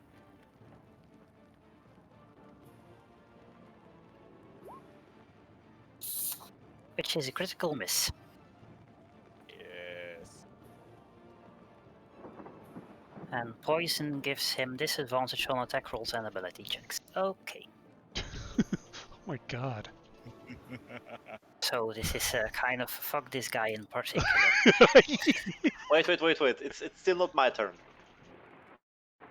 Is it? Like Isn't- we can add more insult and injury. Yes, that concludes my turn. Yeah, Darius used his action, movement, and bonus action, so the Krifkash Jr. attacking is something he can do now as a bonus action, also because of the thing he took on level up. Krifkash. So I will activate my Shield of Faith, because Okay. why not? And I am concentrating now. I want the brain symbol first, then the shield, because then the brain is at the right spot. So, and I will claw him in the face. Yes! Gone. Okay. So that's 18 30. and 12 is 30 damage. 5 Damn. times 6. Hmm? It's 5 times 6. Yes, but off. Okay, you give him a solid. Actually, you roll me another 2d6. God. It does extra damage against undead, and this is a vampire. Ah, forgot about Vampire spawn. I made there's a separate claw between brackets undead. That's the one Yeah, against that. undead. Yeah, I saw it, but I wasn't thinking about the dude being undead. Yeah, me neither. But okay, so takes a nice 36 damage. Is booming bladed because we need more status effects on the enemies. Yes. Yes. He is looking a lot less healthy than he did a second ago. I'd assume so. That guy that he just hit was already booming bladed from me. Right. So there's 2 booming blades on him now. They Yes. stack. Wait, they do? They don't. Oh, They should. No, spells of the same name don't stack, so the strongest effect remains. Which is a general rule. wait. Since Which- Booming Blade doesn't take effect until after they move, does that mean both Corn and Silver get to roll to see who does more damage? No, it just means that if one of you was higher level, which means that the booming blade would do a higher amount of dice damage, then that one would be the one that remains on the enemy. Gotcha. Okay, that's your turn, probably. If I didn't miscount, it was just 3 movement. Oh yeah, so you can move if you want to. Yeah, and I want to move back into the shield. Okay, he's not going to take an attack of opportunity since he already used his reaction. Mac. Quick question regarding the steady aim. It does say, as a bonus action, you give yourself advantage on your next attack roll on the current turn, and you can use it only if you haven't moved during the turn. So if I were to use my steady aim and then, say, flatten myself against the roof to provide some cover, on my next turn, can I still use steady aim if I have to use half my movement to get up? No, because that's moving. Okay, I thought so, just wanted to clarify. Okay. In this case, which one was it that fired the fireball? The one in the middle. This one. Okay. I'm going to give myself advantage. I think I will attack him with, well, let's see, he's a mage. He probably doesn't have too much in terms of AC. Advantage. Yeah, he's, as far as you can see, is just wearing a robe, and maybe there's something underneath, but it's probably not a plate armor. So I am going to use my scatter shot, because I don't like fireballs. First attack. Both on the mage? Yes. Okay. And second attack. I'll do the sneak on the second one. Okay, the first attack would hit, except the mage uses his reaction to cast shield.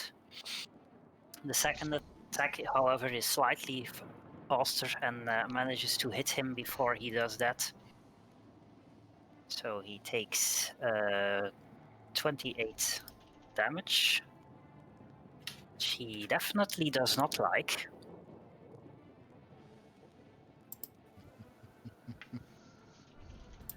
Use his reaction.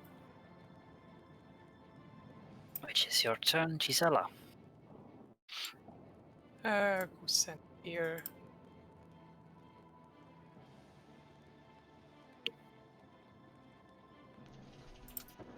Try and hypnotize them.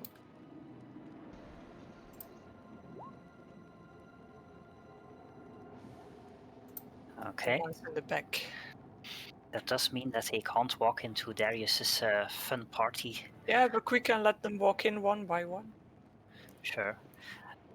So that's a wisdom save for all of them.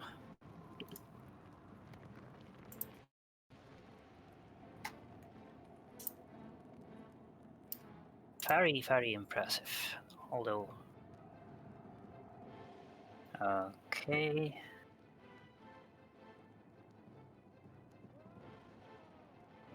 this is a saving throw to be charmed. Yes, if they're immune to charming, they're not affected. Not immune, but... Okay, this one is false, is charmed. The other ones seem to manage to make the saving throw. Seem to resist the spell.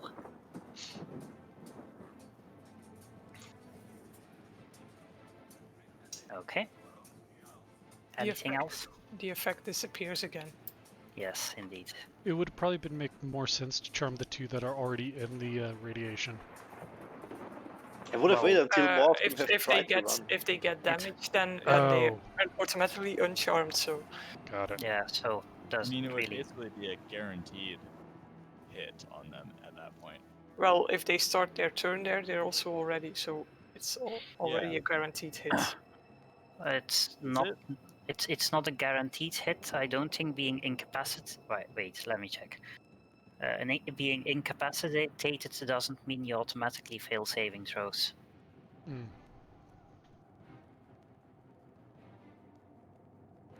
It just means you can't take actions or reactions, so they could still save against the spell.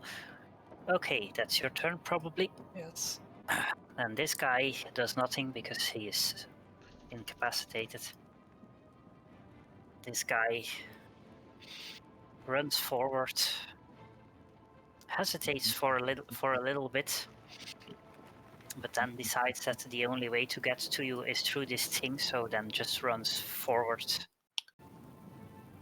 Excellent. Oh my god. Which is not possibly not a very smart thing to do, but he only has 10 intelligence. Okay. My sword is smarter than you guys.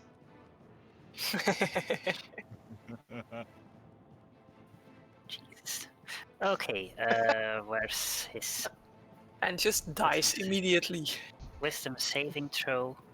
Incidentally, you can also add 4 to that damage because it's once.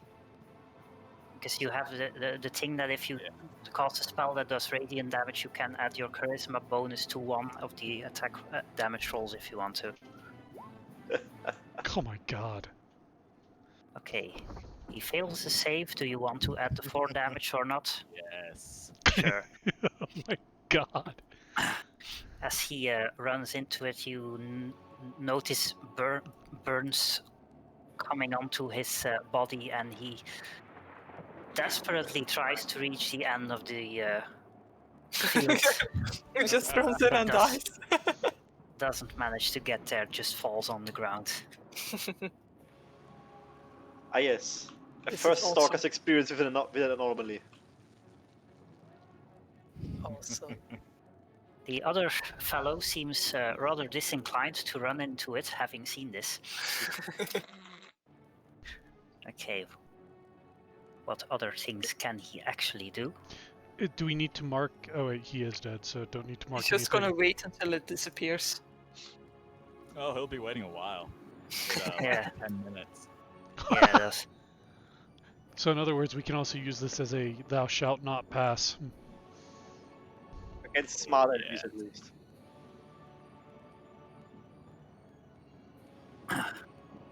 Okay, the other one is going to hide behind this corner and hold an action. Yes, in case we wanna run into the Radiance. Roll for intimidation. Maybe we do. Okay. The wizard person also hides behind the corner.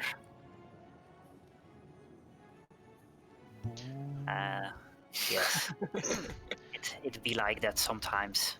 Can I use like a deception and be like, hey, don't worry about it. It's lime flavored. He just really didn't like lime. He had an allergic to lime. Come on in. I think the DC Come for on that. in, the water's fine. I think the DC for that deception check is going to be 50 or something. Okay, he is going to use his action to cast Cure Wounds on himself. Hey, you're not allowed to do that. Only we are allowed to do that. It's a shame no one has line of sight on it. Then we can counterspell. It's too far, I think. And your Yeah. voice started cutting out towards the end. The it's range, also- yeah, it's too far. range for counterspell is 60 feet, and you also need to see the creature casting a spell, Yes. which you do not at the moment. Okay, this guy starts in the effect, so roll the damage. Although he has to make the Constitution save first. Roll your He rolls dice. 5. Okay, so he takes 20 This damage, is starting well. which does not kill him, however. He gains 1 level of exhaustion.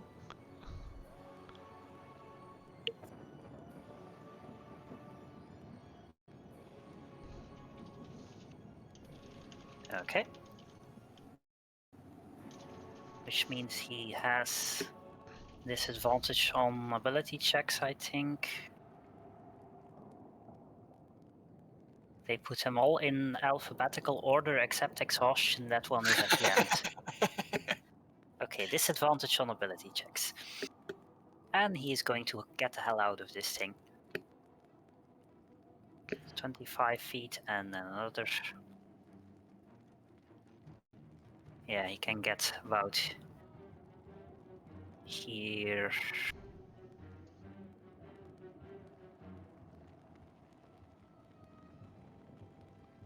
Hmm. And then chills over there, having used his movement to dash. Hi, guys. This one also makes a constitution save, which he also fails. 16 radiant damage. Still alive, but not looking terribly healthy. Also, something about vampire spawn and radiant damage, I seem to remember. Um, yeah, that's for his. That's for his healing? next. That's for his next turn. So he indeed regains 10 hit points at the start of his turn, but won't do so next turn. Doesn't More. he's also poisoned, right? Yeah, I don't remember what poison That- does. that poison gives him disadvantage on attack rolls and ability checks. Okay. Okay. More status effects. I love it. Then uses half his movement to get up. Moves out and then uses his remaining movement to get over here.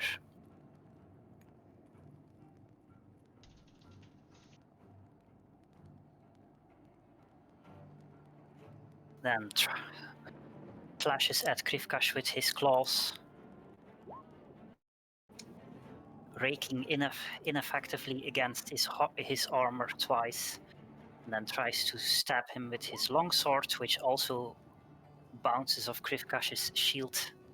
Could you please stop that? That is Clink. not nice. Which one of them?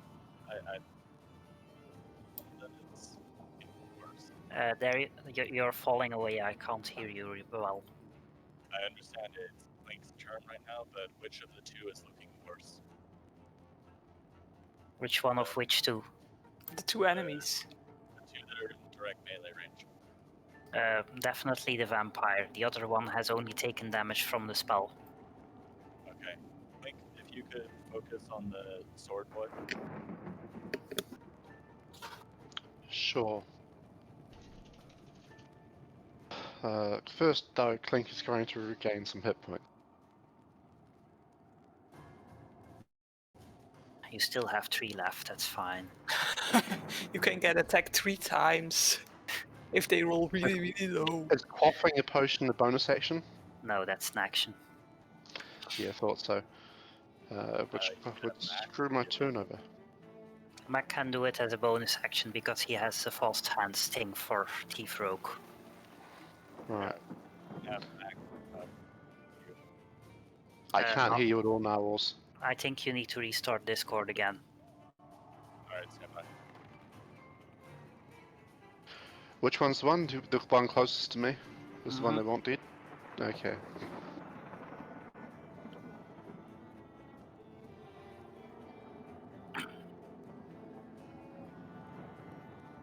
Test.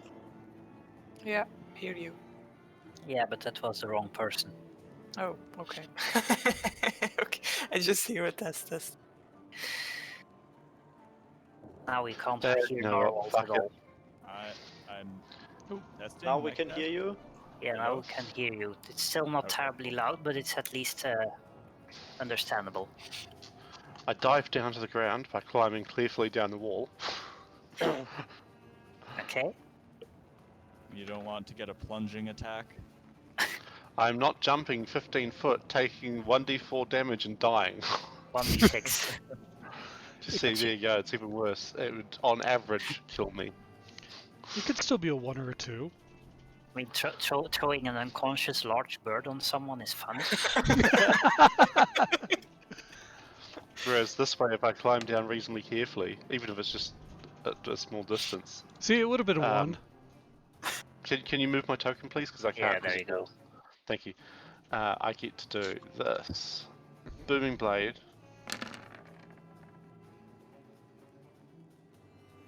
Which does not hit, so therefore does not use the Force Slash. Indeed. 12 does not hit.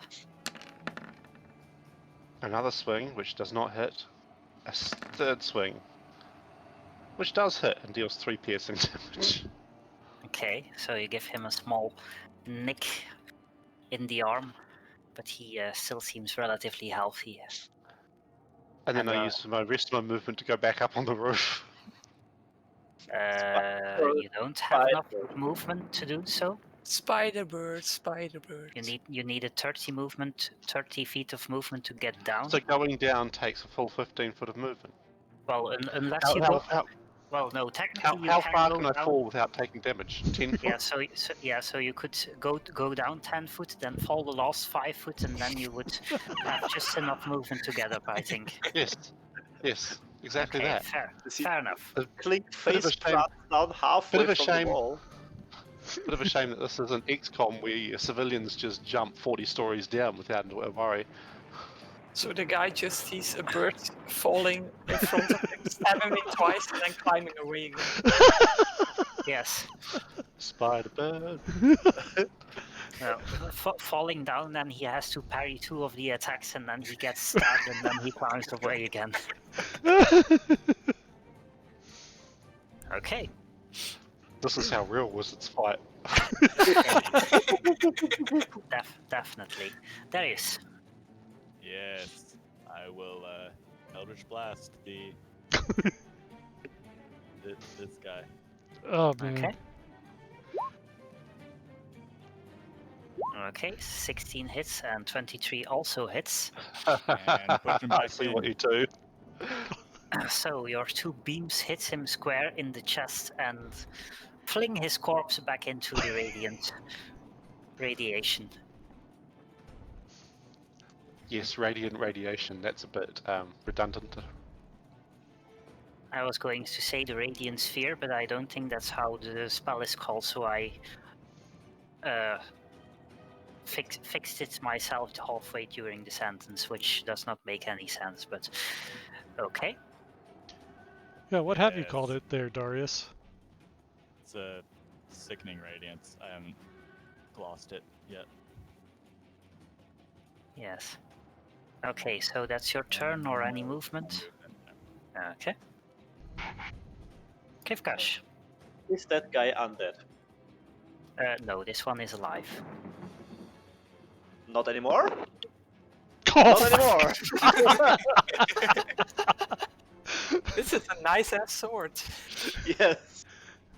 Okay, so that's 8, 19, 27, I think? No, 28.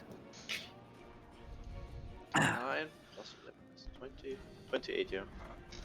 Okay, takes another large slash across the abdomen, is still standing but barely. I poke him with a bonus action to see if he falls over. He does not yet, but he does not seem terribly pleased with you. he's still alive? Yeah, That was my turn. yeah. Quick, Mac. Mac, drop a brick on his head. Drop a clink on his head. Well, I do have plenty of health. Mac, force feed me a potion with your bonus action. Then I lose advantage. Do Sure. you need it at this point? You know what? Sure. I think I will force feed the bird. Okay. Glug, So glug, that- glug. 2d4 plus 2 hit points. Okay. 2d4 plus 2. Mm-hmm. So there's the 2d4. Okay, Clink regains 6 hit points. He has tripled his HP. Yes. What a powerful Thank you. potion! Well, technically it's even better if you're unconscious, because then it's multiplied by infinity. Okay, let's see. This guy that's right by Krivkash. Well, I don't He's take a... going to die from exposure to my awesomeness soon. Okay, then I'll just attack the guy in the back. Way Okay. in the distance. With no That one advantage. is, Go ahead. he's currently incapacitated though, so Oh yeah, he's charmed. if you attack him, he wakes up. He hasn't seen exactly how deadly the Yeah, he's just gonna see Radiant 2 is. dead bodies lying in it.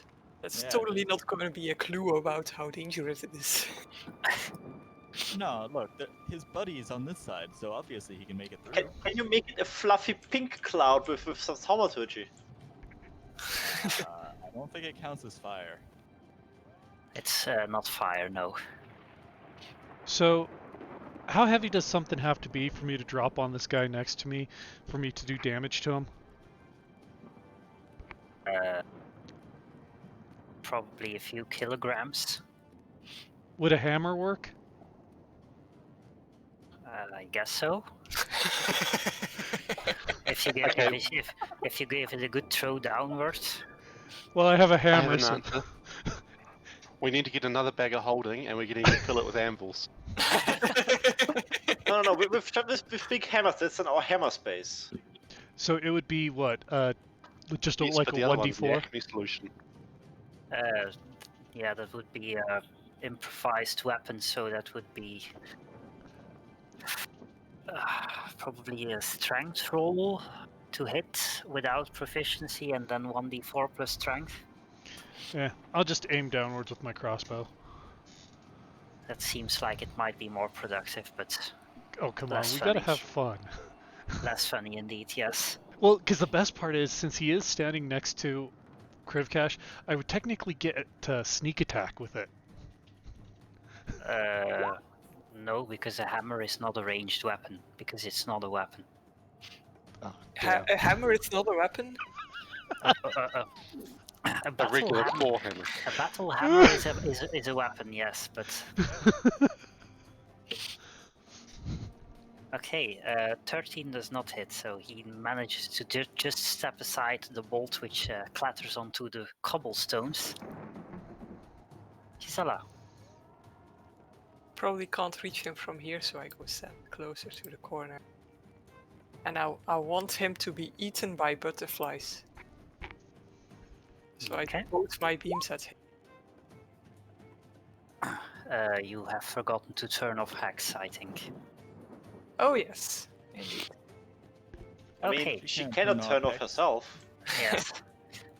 Well, she's fairly good. She does it every night.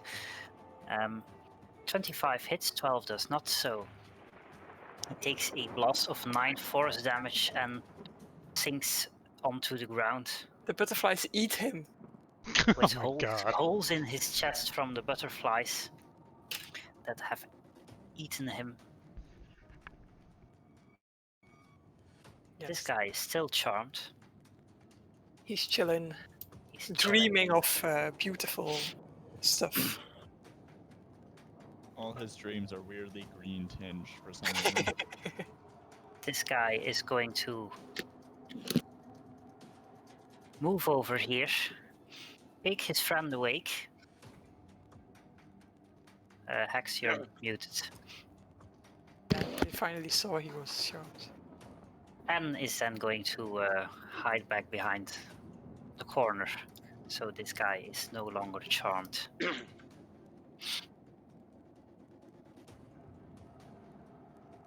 This I'm sticking guy. out for a moment to acquire coffee.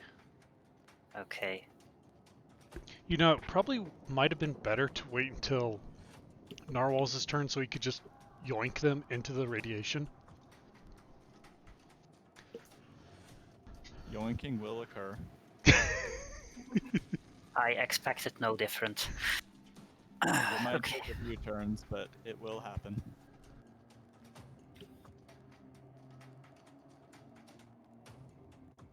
Engage tractor beams. But there's no tractors. What do you think the beams are for? It's like butterfly beam, but with tractors.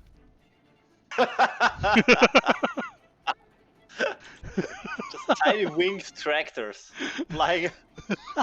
Flying farm equipment. You know what? Your mom was a hoe. Pop.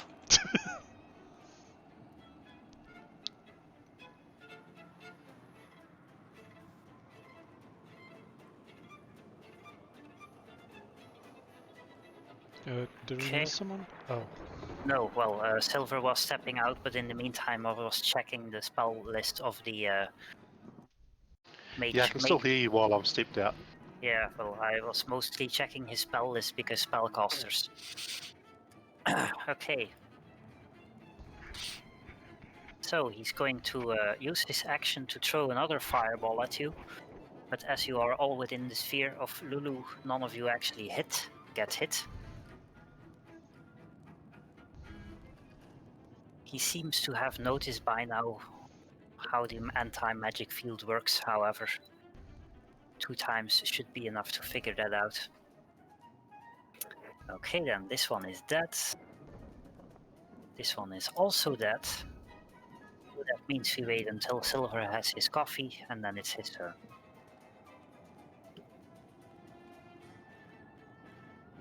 Oh, I can probably do my turn right now, since I can't really do anything other than a necrotic touch at the one I can see, that one. Damn. Which one? The one I can see, the other one's behind Yeah. cover. Is he still within I range? think that's 120. Yeah, easy. 105. Okay. Nice. Okay, 22 to hit, definitely hits. So And I may as well use a 4/ on that. Damn. okay, takes 18 combined damage. And is knocked prone. He has the hand that grasps him in the crotch, and now he's on his legs, on his knees and face. Yes, and he also can't regain hit points until his next turn, if I recall correctly. This is correct. Darius. Let the yoinking begin.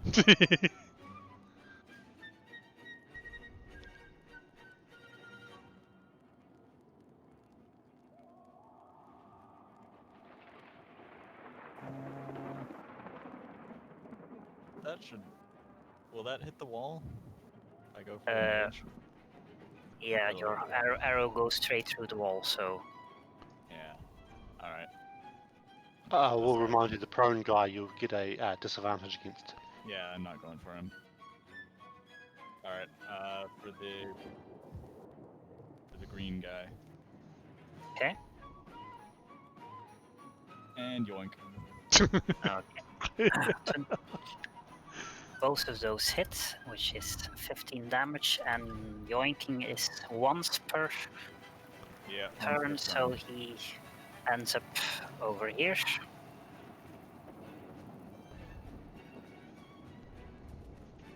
Which he does not seem to like. And Yes, I will. I think that's gonna be my turn now. okay. Kivkash. As nothing is really in range for anything but telling them to go die yourself. I stand here. Tell the one guy, the one in green, to die. Okay. And then I move back into the shield. Okay. He makes a wisdom save. He fails his wisdom save and 22. Jeez. Takes 22 necrotic damage, turning parts of his flesh black. He does not look terribly healthy, but he's still alive. Let's see how long that lasts. Yes. I believe Okay. Mac has a clean shot. He probably does if he leans over the roof a little.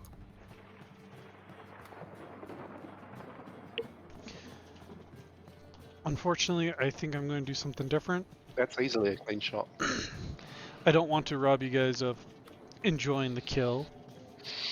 So I'll spend 15 feet of No, you movement should.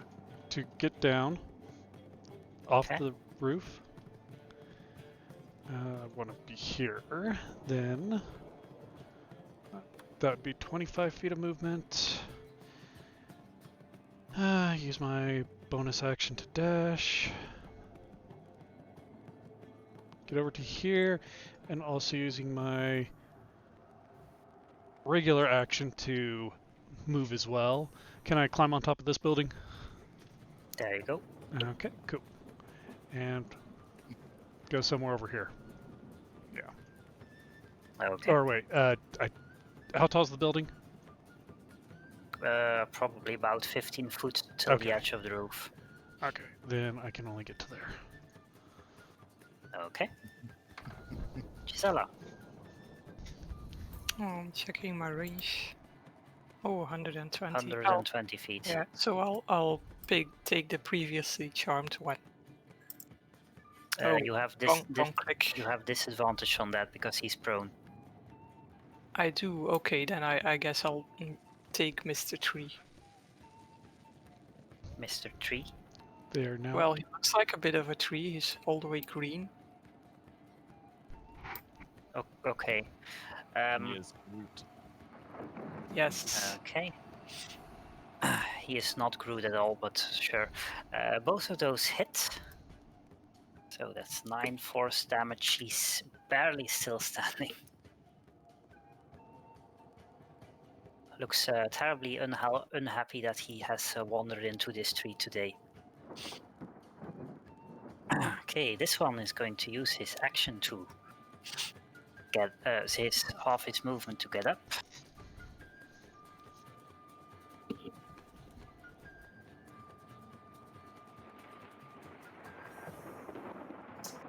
Let's see his attack options.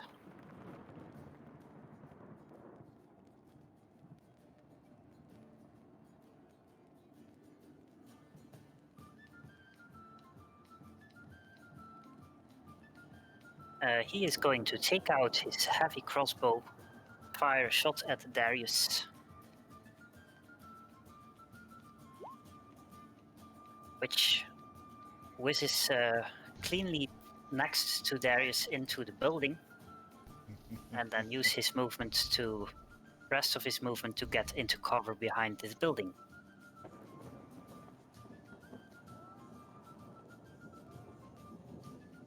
This guy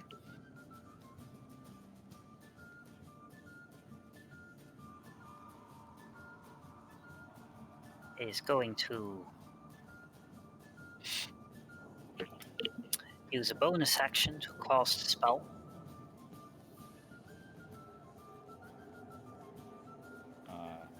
Which none of you can really counterspell anyway, so he's casting Spiritual Weapon.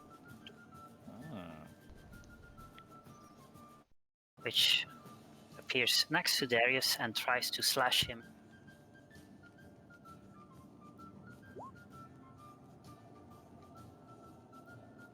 Except I clicked the wrong character sheet.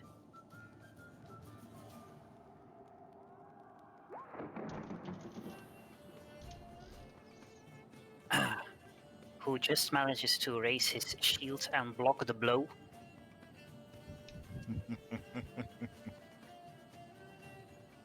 And then he uses his movement to get behind the building. Dear me.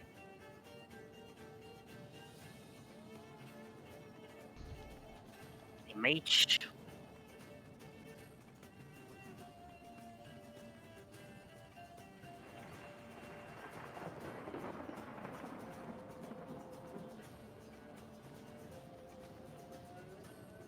steps a bit closer for a bit and then starts casting a spell as well. Which you can't counterspell, so he's casting Hold Person on Darius. So Darius, make a Wisdom saving throw.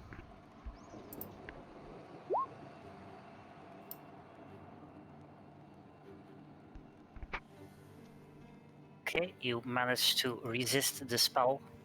I am untouchable. Seems to be mildly displeased with this.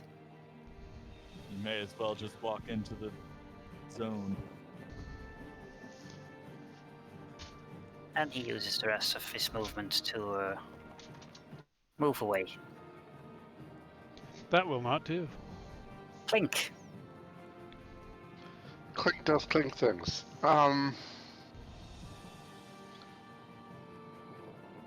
Clink sees no targets. Now would be the time for your area of effect.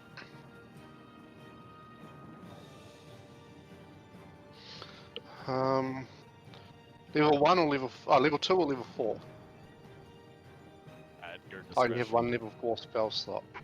I think level 2 is already enough because we're definitely going to win this one. And we are probably going to encounter a vampire today, so that will be a hard fight.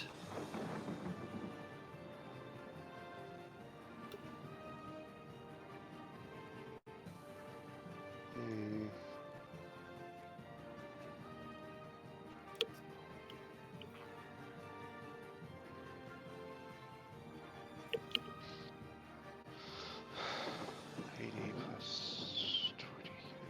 +20.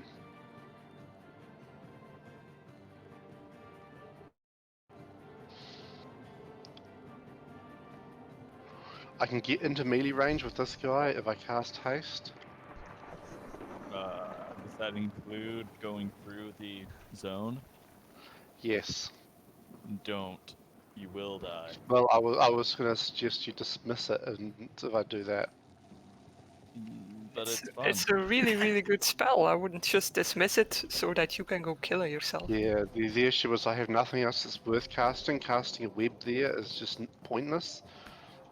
Well, Don't- then hold an action. They're going to come out of cover anyway. No, what I'm going to Protect do is I'm us. going to climb down onto the ground with my 10 foot and then a 5 foot drop. So that's 20 foot of movement. And then I have 30 foot to get me here. And this guy here. You're on the space of a spiritual weapon. Does that? That doesn't matter. No, it's Okay. not corporeal. Okay. It's going to be necrotically groped. But no, he misses. Yeah, 11 Okay. does not hit. That was Clink's turn. Okay. Very well. Darius. All right. I'm going to move up to here and yoink the mage. Okay.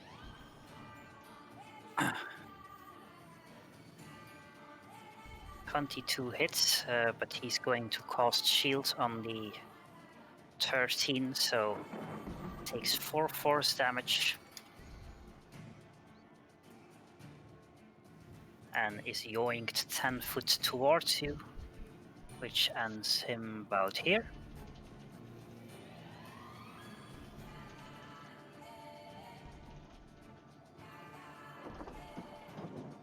Which is And then as bonus action, I'm going to spend a healing light on Kirpiash Jr. okay.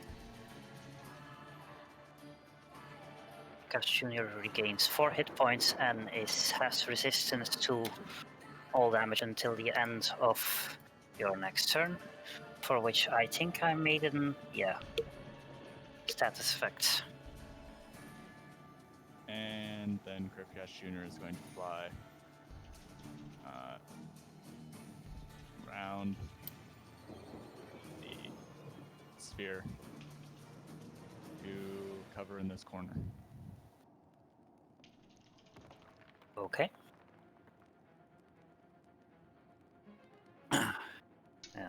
Krivkash. So I will throw my fancy spear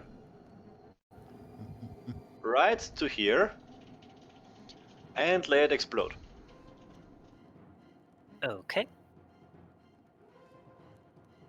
Well, it's a 20-foot radius, I think. Yes. So you can just If use you- the... Yeah, that's definitely big enough. If you put it there, you might be able to hit the third guy. I can see the third guy. He- He's I- somewhere back here. He hits all three of them anyway. Okay. Okay, so they make a dex save. Let's see how many fail. You technically don't need to roll before I determined how many of them hit, but sure. It's a non-blocking task, so Fair enough. I'm not sure if that roll was supposed to show up here. I think I accidentally selected Krivkash's scribble, so it was like, what this? I'm not sure, but I need to roll dexterity for it. So you didn't see the actual rolls for the enemies. It is not a particularly dexterous scribble. No. So the scribble takes damage, and the mage fails his save. The other two make it, so he takes 8 poison damage. and that was my turn. Okay, Mac. Okay. Let's see.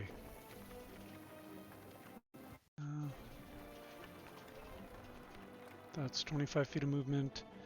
If I move to here, can any of these guys see me? Not yet, probably. Okay, then I want to move to here, and then using my action and movement, and then bonus action, I'd like to hide. Okay.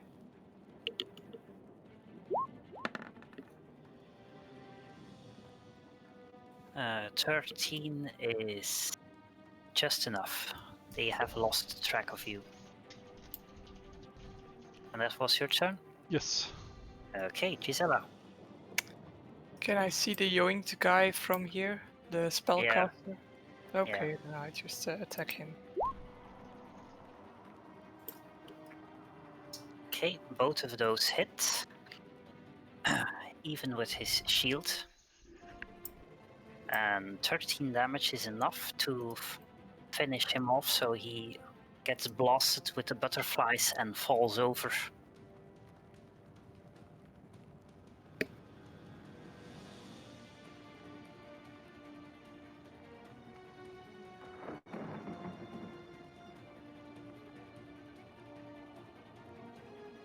This guy is going to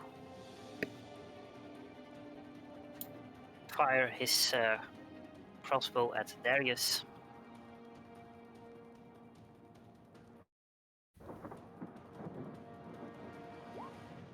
Who manages to catch it on his shield and then start to run away.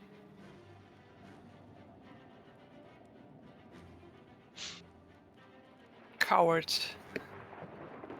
How This does one. he not dare to die? This one is going to use his bonus action to start the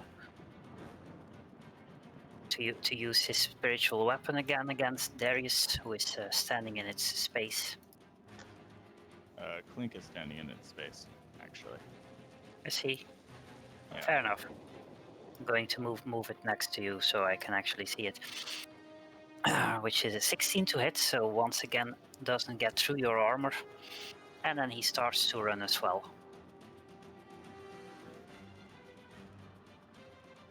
Clink.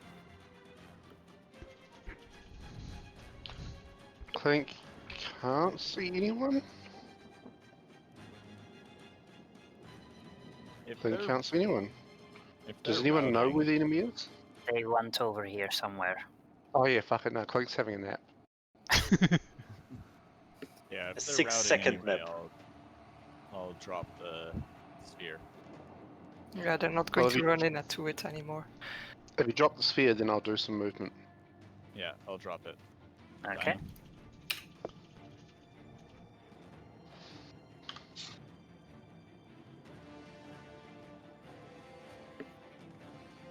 So Darius drops concentration. Yes. And I'll dash 30 foot and then 20 foot. Okay. I'm going to need a larger map. Darius. Just move up to the other end of the alley when shit happens. Yeah, sure. I'll take a trot up there. Meanwhile,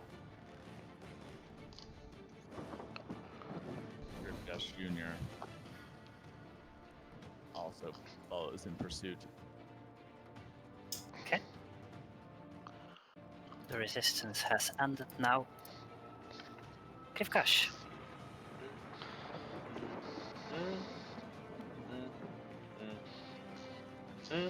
That's my turn. Back. Okay. Gonna creep up to here. And I'm going to sneak attack.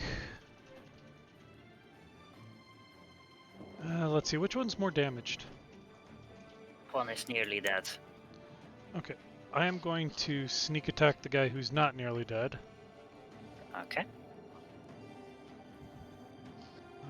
Okay. Mm.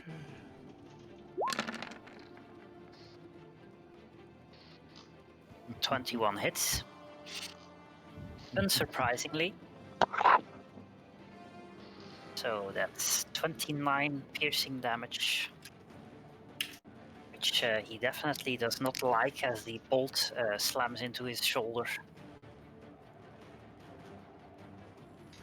Still alive though. So that's probably not entirely your turn. You still have a bonus action. Yeah, and I think I'll go ahead and hide with that bonus action. Hmm? Nope, not hidden. Indeed. Gisela. I see all the young ones running, so I climb off the building. I also realize I forgot to put Lulu in the initiative order. Yes, indeed. She's just standing there all the way.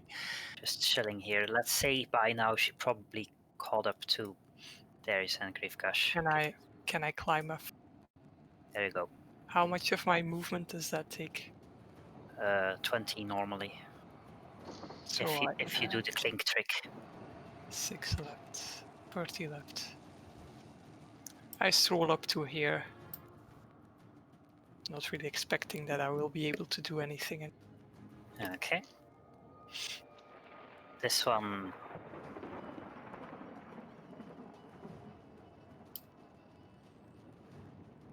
Going to fire his crossbow at Clink and then run away.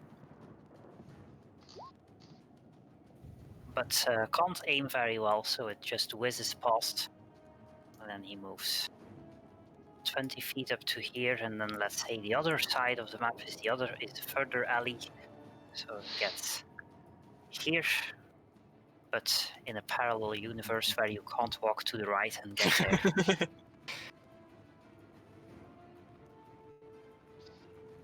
No matter how far he runs, he keeps coming into us.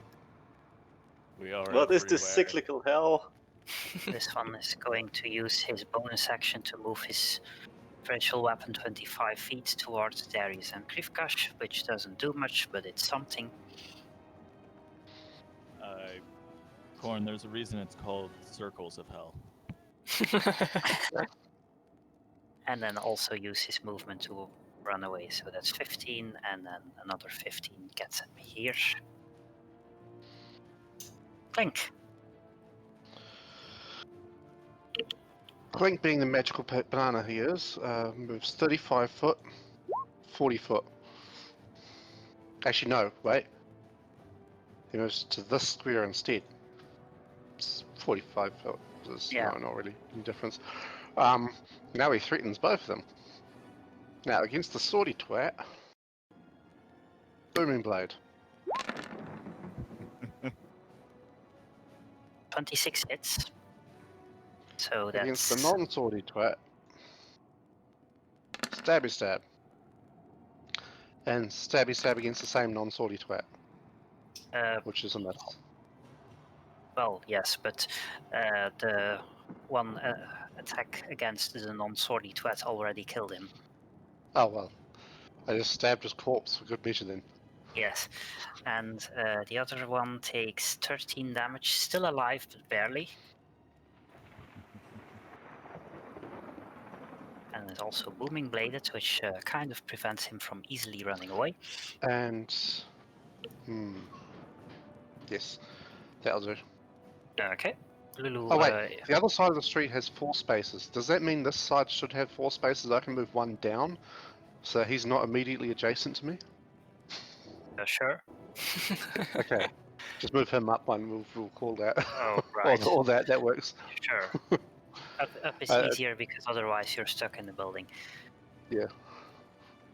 Now he has to move to touch me. Although Clink stuck in the building is kind of par for the course. Last time he shot at you, so I don't think he will move to touch you. He will probably move to get away. Yes, but if he moves to get away, he has an exploding. Darius. Alright. I'm going to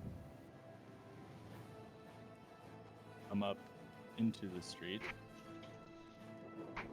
but also that's 40. Also, going to have Krivkash Jr. sting him. Ah, okay. Well, in that case,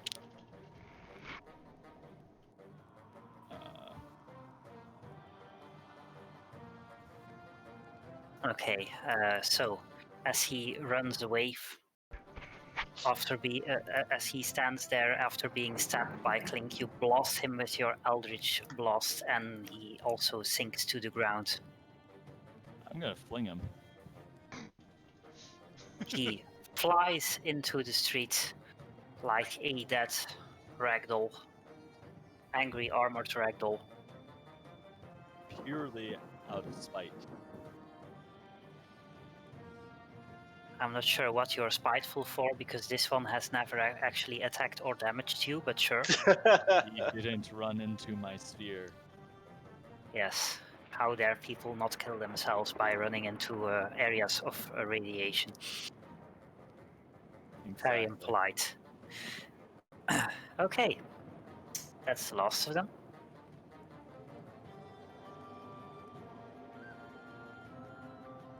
So, what do you wish to do now? Loot the corpses. I believe Clink was promised a mask. That is true. Yes, well, the ones that aren't vampire have a gold devil mask, which you have seen the cultists of Zariel wear in abundance. Other than that, they seem to be just wearing their normal equipment, so weapons and armor. If you want the list of that, I can give you one. How many of the masks do we have? Can we pose as cultists? How many of us can pose as cultists? I don't know. Clink can. It's your job to keep track of how many you. How many people were there here? Do the green ones 4. also have a mask? Yeah, so four of them from here, and I don't know how many you have from before. So basically, everyone except one of us can pretend to be a cultist. Yes, and Lulu it may be tricky for Lulu to pretend to be a cultist. I suggest everyone except Meg, because Meg is staying out of sight anyway. Except Mac is currently can, staying on top of a building that he can't get off of. He's a little stuck at the moment. There you go. Thank you. We can just hang a robe over Lulu as she flies. We Well, could she's just our pet. She doesn't need a mask. She's not an intelligent creature. She's just a pet. We could pretend that there's 4 cultists escorting a prisoner. Clink is the prisoner. Ah, yes, the only one who actually wants a mask. Yeah. The only one who could actually pull off being in a cult. I would say it's just I would. No, we already had the Cult of Krat, which Mech was very staunch adherent to, as far as I remember. Yes, it was. It was a full religion, not a cult. That's what people in a cult say. Mac walks in. Hello, fellow cultists. How do you do, fellow cultists? All the cultists answer immediately. It's a religion. That's just what we tell everyone else, but we don't have to lie to each other. Okay, do you need a list of their other equipment or? Yes, dump it all. Okay, sure. Is it shiny or daggers? That's Yeah, I think all that matters yes. is the daggers. In other words, I don't want to keep track of anything but the daggers are money at this point. Fair enough. I'm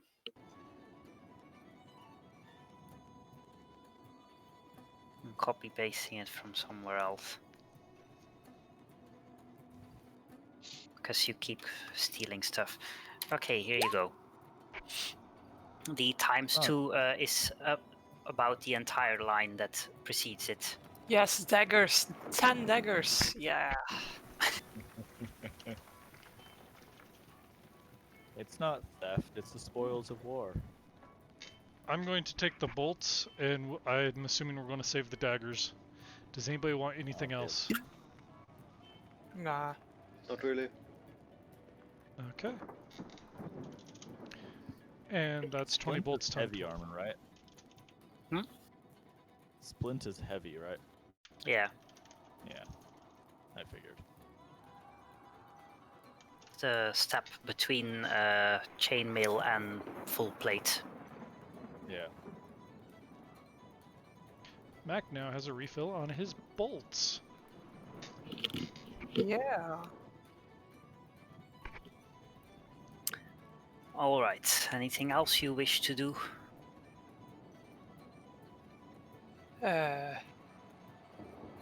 Clink, do you want to Put on our masks. Put on the masks. The masks. Just the masks? They're also wearing robes, in case I didn't Also mention the that. ropes. Okay. Let's Are let they Clink be the fancy? leader. Clink just paints his wedding dress black with several uses of someone else's prestidigitation. Okay, so who is not wearing cultist clothes? I am not wearing cultist clothes. Okay. And actually, yeah, you guys can escort me. If they take me into a dungeon or something, I'll just, like, pick my lock way out. Why are you hiding the lockpicks? You don't want to know. We have seen him use them a lot, so. Yeah, but that is just not him expecting to be locked up and stripped. Mac is no stranger to being locked up and doing what needs to be done to get by. Alright. I mean, there's a reason he's serving community service instead of being free, right? Yep. Well, he's basically free now. In hell. Very Mhm. free. Very free. Well, that Serving noble- community Oh, hell! service in hell. I'm not sure which part is worse. Yeah, the noble did say something about go to hell, and I don't think he realized I really would.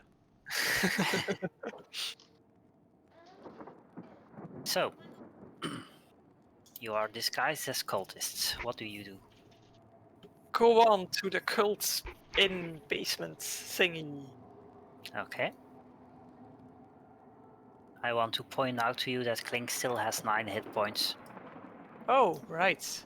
Just saying. That seems like normal Clink health. Is he actually lost health points? Doesn't that know? Yeah, he got He has stabbed 9 like in the health first points. turn or like. He has 9 hit points. Is he like over his maximum or something? Does he have temporary? Bonus hit points. Just let him start quaffing some potions from the party loot. How many potions have we got in the party loot? Well, if you want to refill yours, we still have 4 more in the party loot. Well, I have 2 on me. I'm going to assume that I went ahead and removed 1 from the party loot from that battle. Did you use your potion? I did not use a potion of mine. Okay, and then I'll just refill mine then. And I still have 4 on me as well. Okay, so I might as well use 2 from the party loot and see how that gets me. Mm-hmm.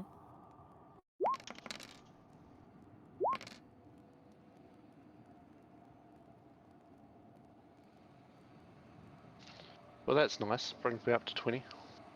2/3 of my hit points, that's enough. Okay. And if we have a short rest, I can use a hit die.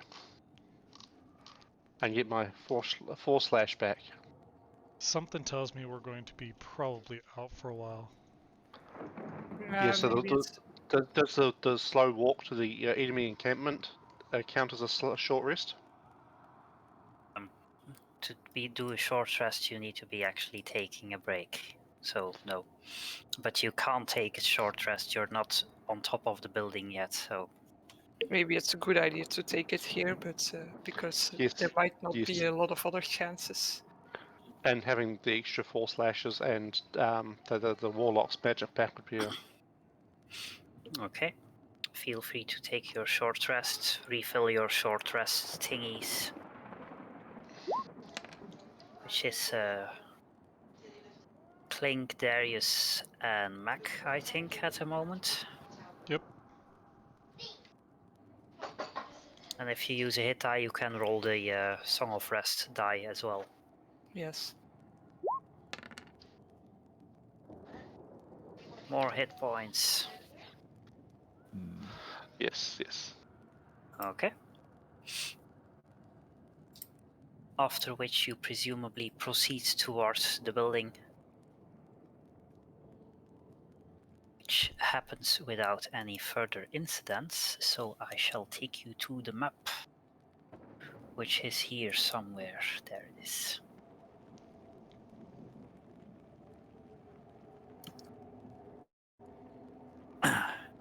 You arrive at the inn, which is closed. So we're out of the inn. Yes, indeed. We can just The- knock on the door. The doors are closed, the windows are latched on the bottom floor, and you don't see any people in the immediate vicinity as far as you can tell. We can just go knock on the door. We're pretending to be cultists. Do you want to escort me or you want me to hide? Maybe hide as a backup. Or what if we go in, then you can't really follow? We can pretend Mac is, well, a party and is hunting us, and we're like, hey, let us in. Shit, we're under fire. Clonk, tonk, tonk, But tonk. then Yeah. he can't follow us in either.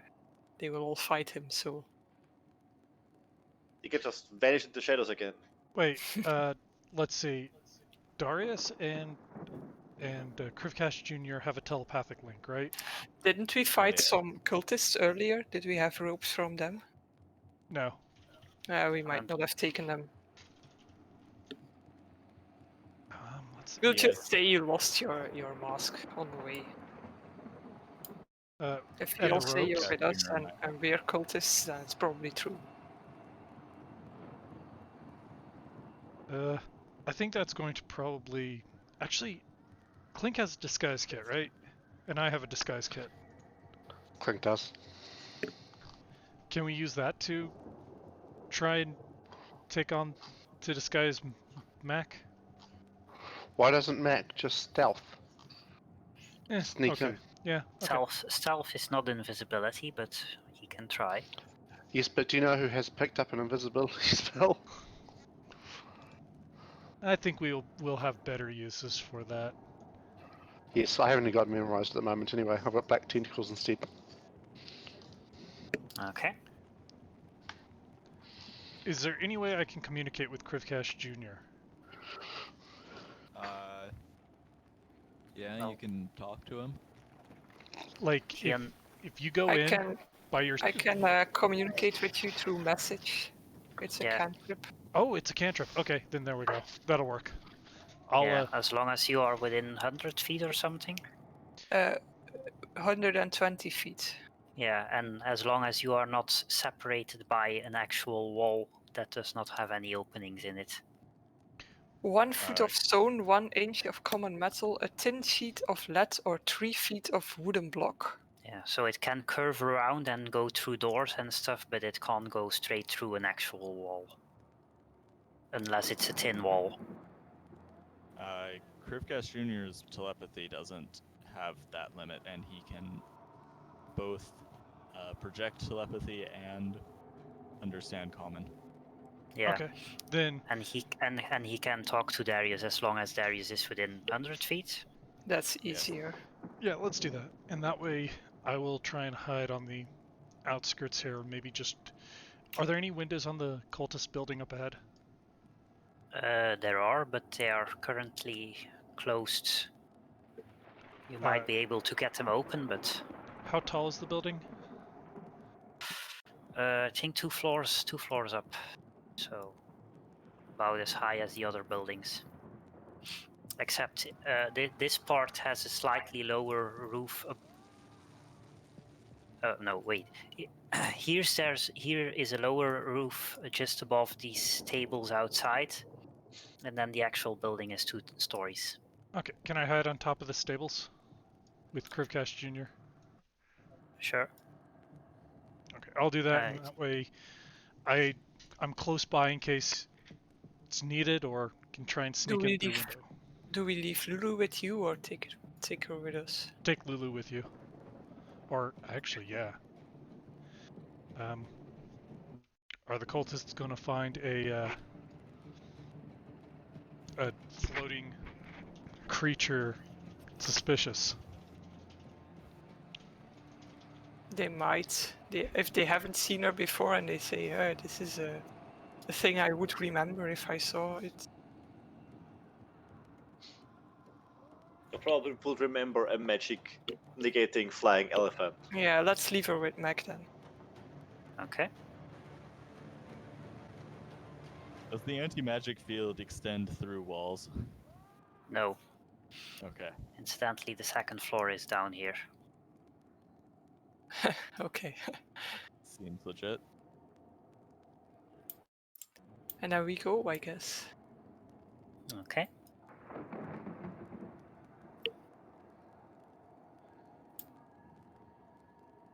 I knock on the door.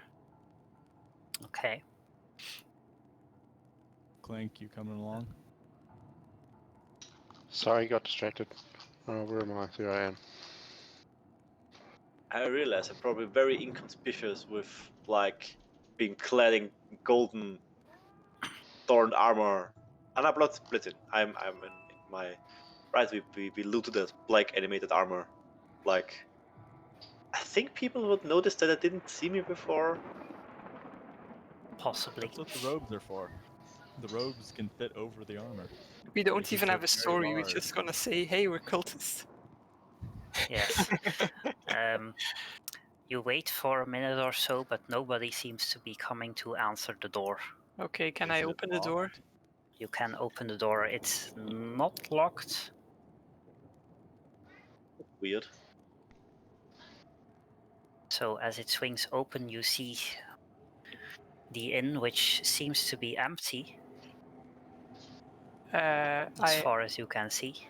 I message to Meg that there's nobody here, so he can come if he wants to. Since there's a second floor, I'm going to communicate to Krivkash Jr. that I'm going to be cautious. Well, I guess we'll. What's the black thing here? Yeah, that's a separate room, but you see there's a door over here behind the bar. I think we can first figure out this floor and then go look at the second floor.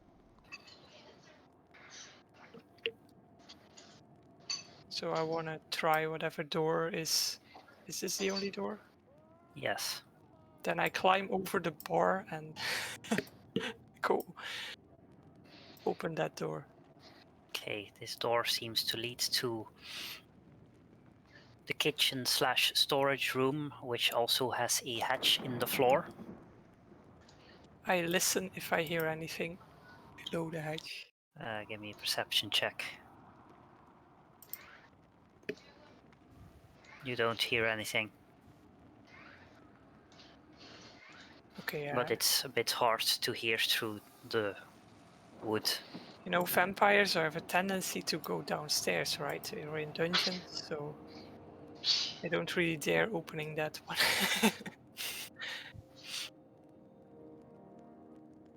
Open it, and a vampire on a very large spring springs out. Yeah, like a devil in a box. What do you guys think? Do we try and figure out what's below or above? Let's check out the upper floor first, because, like, yeah, vampires tend to like the dungeon. Okay. I'll take you to the magical place upstairs. Upstairs town. Somewhere over here, I think, is the stairs. Yeah, good enough.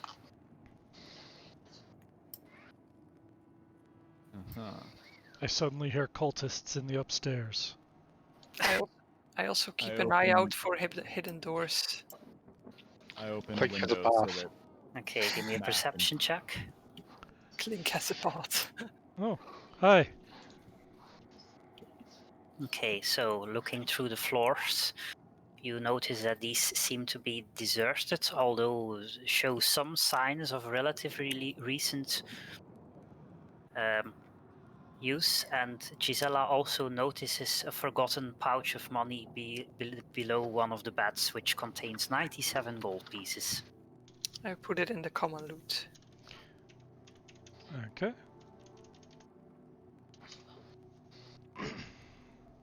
So it's probably through that hatch that we will. So Mac, I think it's best that you come with us and not stay up here because Okay. won't really be of much use if you're here and we're all stuck in the basement. And what do you want Lulu to do? Lulu asks. Also follow us. Okay. Back downstairs. Yes. Yes. Yep.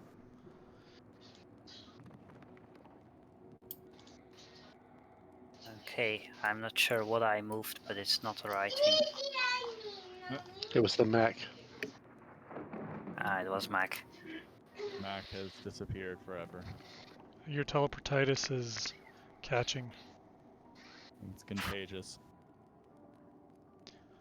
I didn't have my teleportitis vaccine yet.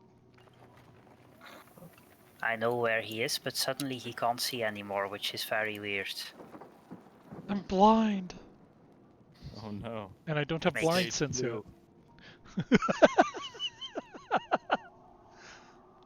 I'm not sure why it suddenly removed your side, because I moved your token, but... There you go. Mac is tempted by some of the food on the table, but has learned his lessons. Darius is now also in nowhere. There you go. Yeah. Fascinating. Yeah, for me you don't move, so... Alright, let's go. So, to be clear, Mac is just walking along with you. I am trying to be stealthy. He's behind us several paces. Okay, give That me, way, if we get distracted. give me a stealth check. Can we disguise Lulu as a more normal pet? Like a bird? I think Use something's some wrong of with your Clink's dog. feathers to disguise her as a bird. We can disguise Lulu as Clink. How are you going to disguise a small flying golden elephant as a bird? Well, she Disguise already kit. has the wings. How big is she again? Yes, How big's... small, so about as large as Mac. Oh, so not like 1 the size of a meter. cat. Got it. I think something's wrong with that dog. Probably probably floating dog. safer it if she takes a little bit of distance, because she can fly very fast anyway if you get into trouble. Okay, that's good. Maybe Mac can stay at a bit of a distance too, because you can shoot very far. So How about Mac and Lulu stay together? Mac within Lulu's aura, because then if spells go off, then Okay. And I guess if you guys are going ahead, I'll go ahead and have Krivkash Jr. stick with me. yeah, go ahead.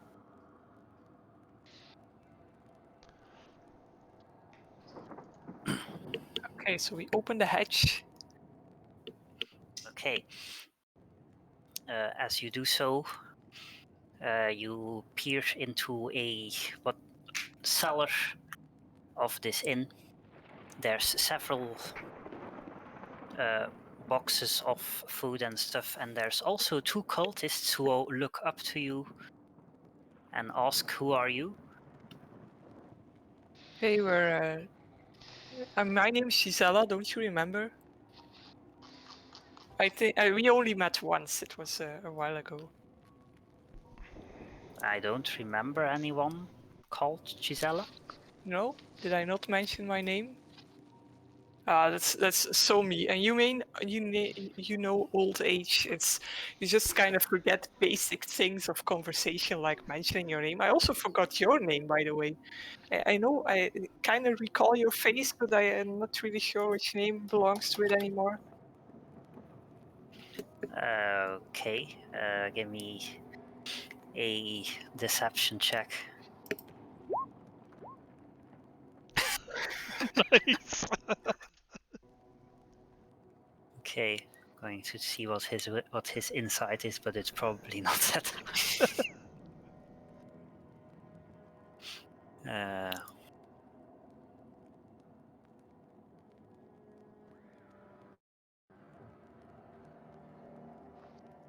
Humanoids.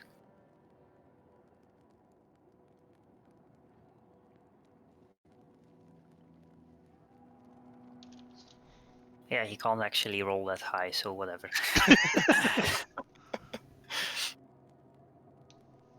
So, Dino opens his random name generator.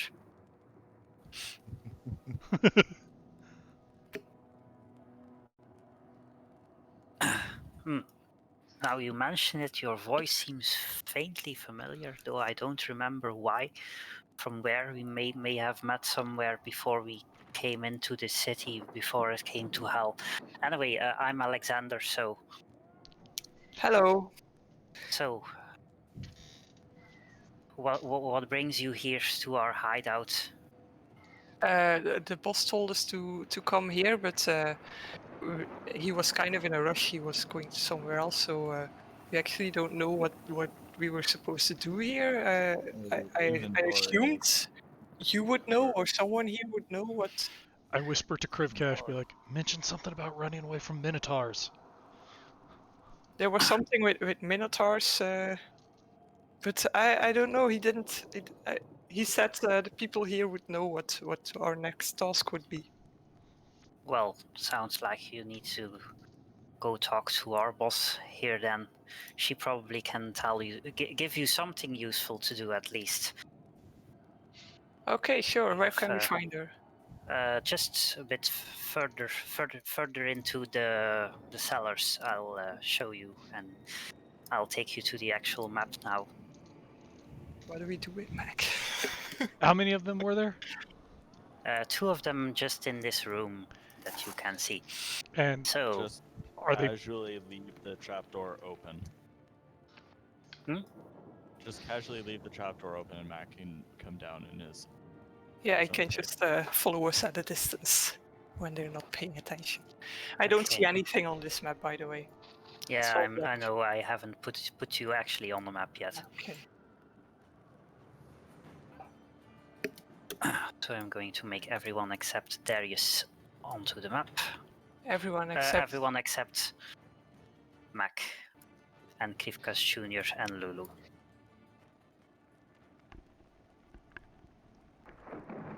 I ask the other fellow what his name is too.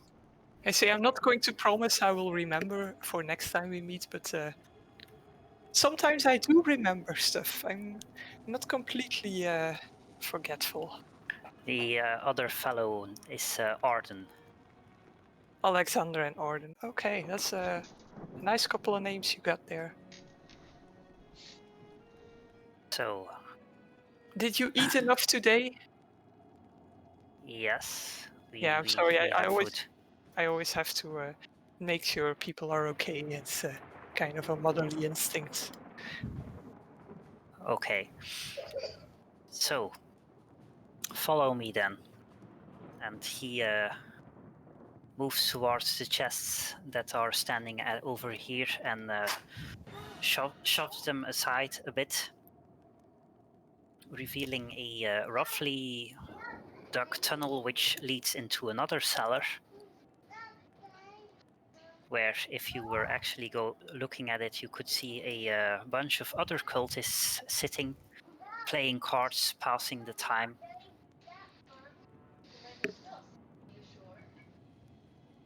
And he starts to move over there, expecting you to follow. We'll follow. His friend stays behind because someone has to guard the door.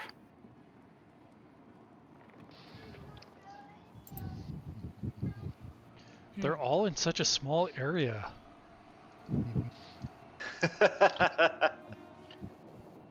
Clink wonders if he should class black tentacles. That doesn't sound healthy. If you Yeah, need- fuck it. Fuck it. That's not how Okay. you cast it, but that's okay. Okay, so far for the stealth approach, I guess. Okay, so Cool. where is my... While I am stuck in a narrow hallway. I guess we knew it was. To be fair, you can move through us. This is why we never do deception things. For complaints about tactics, please complain against your party member, not against me. Yes, I complain You against it. shove Clink out of the hallway.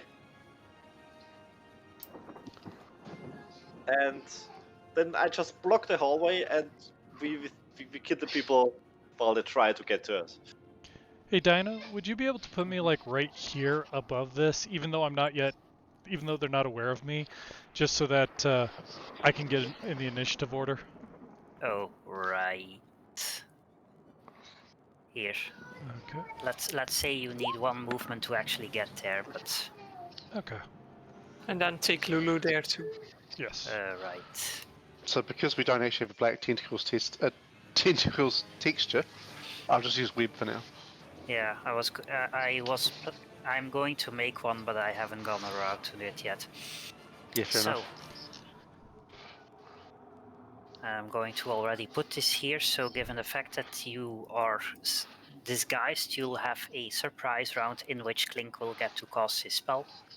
Yep, that sounds like plan. You know, I bet I could get like all of that. That was the point of the testicles. Yeah. Actually, can you move it back up a layer?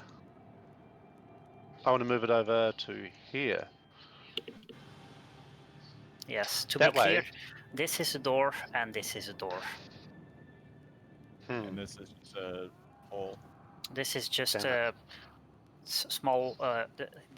The cellar looks like it has been abandoned and partly collapsed a bit. So this is just a bit of rubble. Okay. What does black tentacles do? It's basically web, but it does 3d8 damage per turn as well. If you're restrained or starting it. If you can, then blocking the doors with it is also a nice. Yeah, I can't block both addition. doors, so I can only block one door. Ah, yeah, okay. So I may as well do this one. So we are which will probably hit in Mordor right now. Yeah, I'll do this one, Okay. That which is will also indeed- let us move around it. And then we can also directly shoot at anyone trying to go through this door. Because Clink has got some level of tactics. Okay. Guess what? Sickening radiance spreads around corners, so if they open the door, it spreads into that room. Yes. So you're going to radiance them, I'm guessing. Yeah. And I should count off that black tentacles use. Well, you can And do what that I on actually wanted to say was that one. You can do it on your turn, but Yeah. okay. So first in the initiative order is Mac. Hearing all the commotion, I knew that it was either going to be Clink or Clink. So I'm going to give myself advantage and then shoot. What was that, Can't hear Gnarls? Lag behind a bit and wait for the screaming to start. Exactly. Okay, so I'm going to attack the guy that's in straight down the hatch. Okay. And because yeah, okay.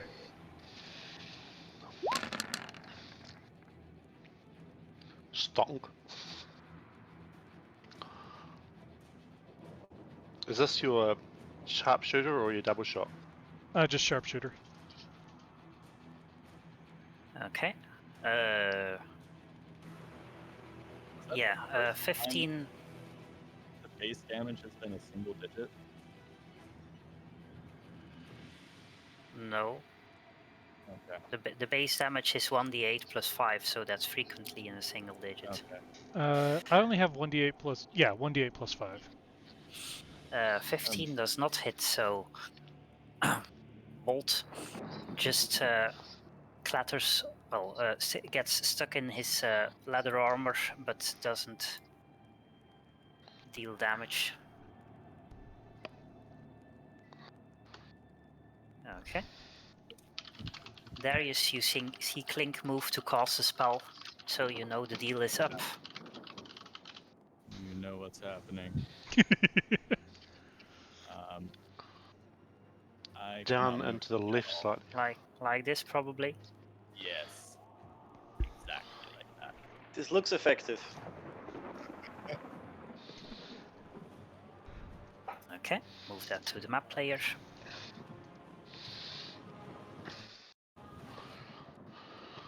Now, do you do damage to all of them? At the start of their turn. Yeah. Ah, their turn. Or if they move into it. Yes.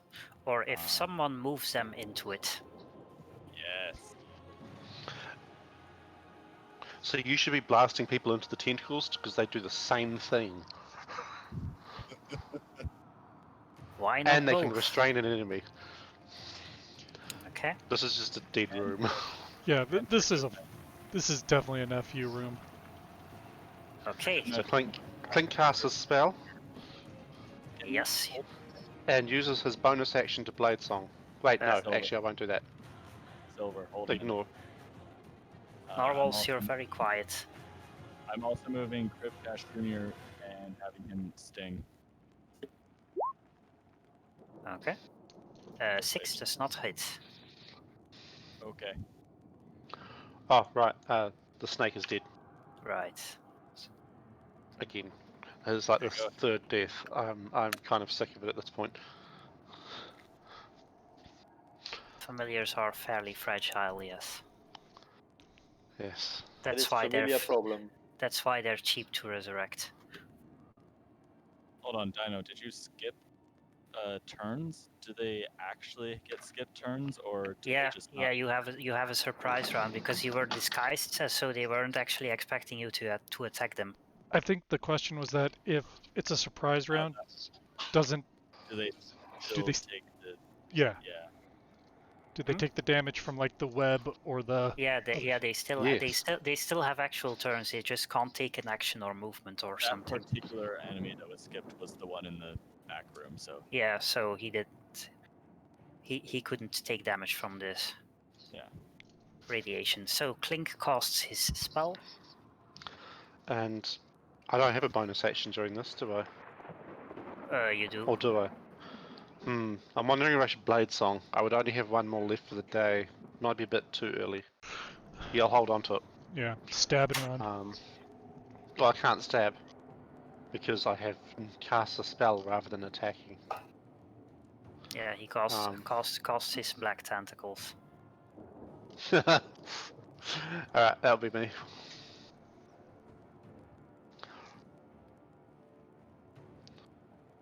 Okay. Put the tentacles on top of the radiation so they're a bit easier to see. So this is also The next enter one. or start, and Yep. if they are restrained already, then they take damage and can use their action. Okay, fair enough. So this one starts in the radiation. Splat. Escape. Constitution save is an 8.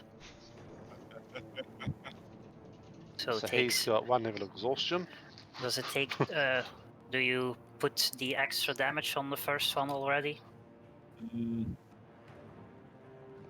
was once for short rest, right? No, it's once per spell cast. Oh, once per spell cast. Okay. Do it on one Yeah. of the spellcasters. Yeah, I'll hold it in reserve for one of the spellcasters. Okay, so this one takes 26 damage and 1 level of exhaustion.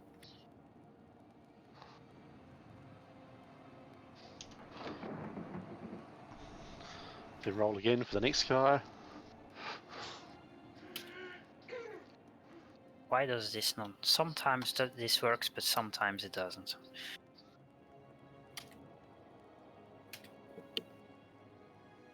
Schrodinger's work.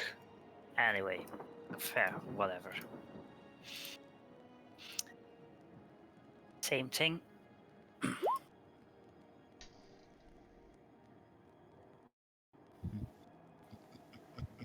That's a critical fail on his con save, which doesn't really matter for failing, but it's fun.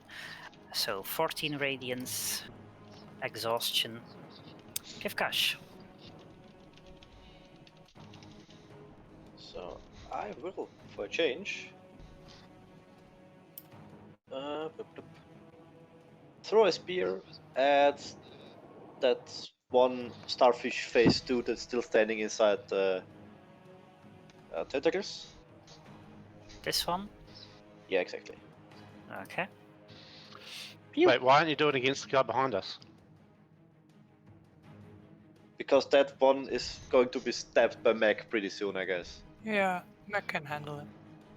Okay. And I want to keep you from getting stabbed by people. That's what Oh, 18 AC is for. Actually, I just realized that when Mac attacked him, I misread his AC. So the attack actually hit. How many damage was that? 28 plus Scroll 7, it back. 35. Okay, he's extremely dead. See? I misread his hit points for his AC. So that means the little pseudo dragon could have done a sting on someone else. Yes, well, except that everyone else is within the death zone, so... And he couldn't have moved far enough, yes. Okay. That's fine. So Krivkash throws his spear. 10, however, does not hit, so the spear is now here on the ground. Yay. And It's I in the move tentacles. far forwards. That's it. Okay. Another saving throw. Oh boy. I don't actually need to roll for this one because... Oh, well, right. Never mind. Actually manages to save, so he's still doesn't die due to the radiation, but he also has to make a saving throw for the tentacles, which is Oh, right, yes. dexterity With versus save. a 14. But does Dex. far less damage. Dexterity save, however, fails, so he is Oh. stuck and takes 7 bludgeoning damage. Does not look terribly healthy. Restrained and penetrated. Well, bludgeoned, I suppose. Uh-huh. At least it's bludgeoning and not rubbing against. Friction damage. His milky white tentacles rub against them. Okay. I'm just reading it from the description. Another saving throw. Oh, it's the Go Fortuna song. Apparently so. He rolls a 5 against the radiation. Stack it. 25 damage. Does not survive 25 damage. Then don't stack it on him. He is a clink, after all. Mages don't have hit points. Those are luxuries for martial classes. And another 2 saving throws. 19 against the radiation and a 17 against the tentacles. So wonder above wonder, this one manages to step free from the tentacles and Is surprised. is surprised, so he can't actually do anything. We'll But get him he's- next time, boys. Okay, Lulu comes over Could move here. to that blank spot. Yes, indeed. Now only Clink is unprotected. But Clink doesn't need protection. This seems to be a recurring theme. Clink doesn't need protection. That's the quote of the century. Yes, Gisela. Clink is protected by death itself. I'm going to do a step back so I'm not blocking the entrance. And I call out to them, the boss says you're all fired. Hit the short sword guy. Okay, 16 does not hit. Critical hit does hit, so that's 19 force damage. You probably just made him die in his next turn. Which is now, so that's saving throw against this is a 4. Against which one? Against the radiation. Right. And then against the tentacles is a 16. Ugh. That was a really good damage roll too. It'd be like That was just one off sometimes. max. To be fair, you guys Constitution save is a 5, so takes 27 damage. Suddenly very guy- loud. Gets a black testicles. Rolls a 7 against the radiation. And a 11 against the tentacles, so that's another 7, which actually kills him. So Clink wasn't making a bad decision here. Okay, then Clink and Darius. last one in the room. Con save, rolls a 3. No, rolls a 17, sorry. So avoids taking damage. Hex, you're very muted, I think. Having a surprise round is pretty nice. Yeah. Yes. So even if you broke your disguise almost immediately, it was still useful. Oh yeah. Thanks to Gisela's very high deception, at least. Okay, top of the round. Mac. move down behind Chrysella and shoot someone. Let's see.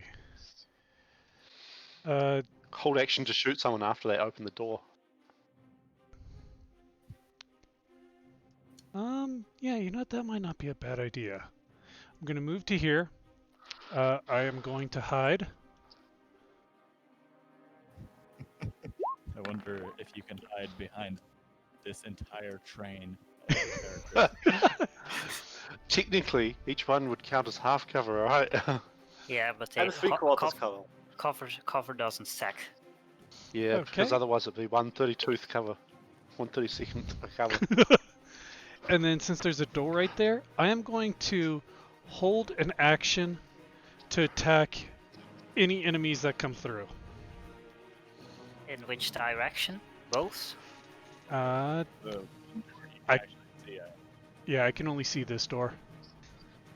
No, I mean, do you mean enemies that come from outside inwards, or just anyone who passes through the door, or what?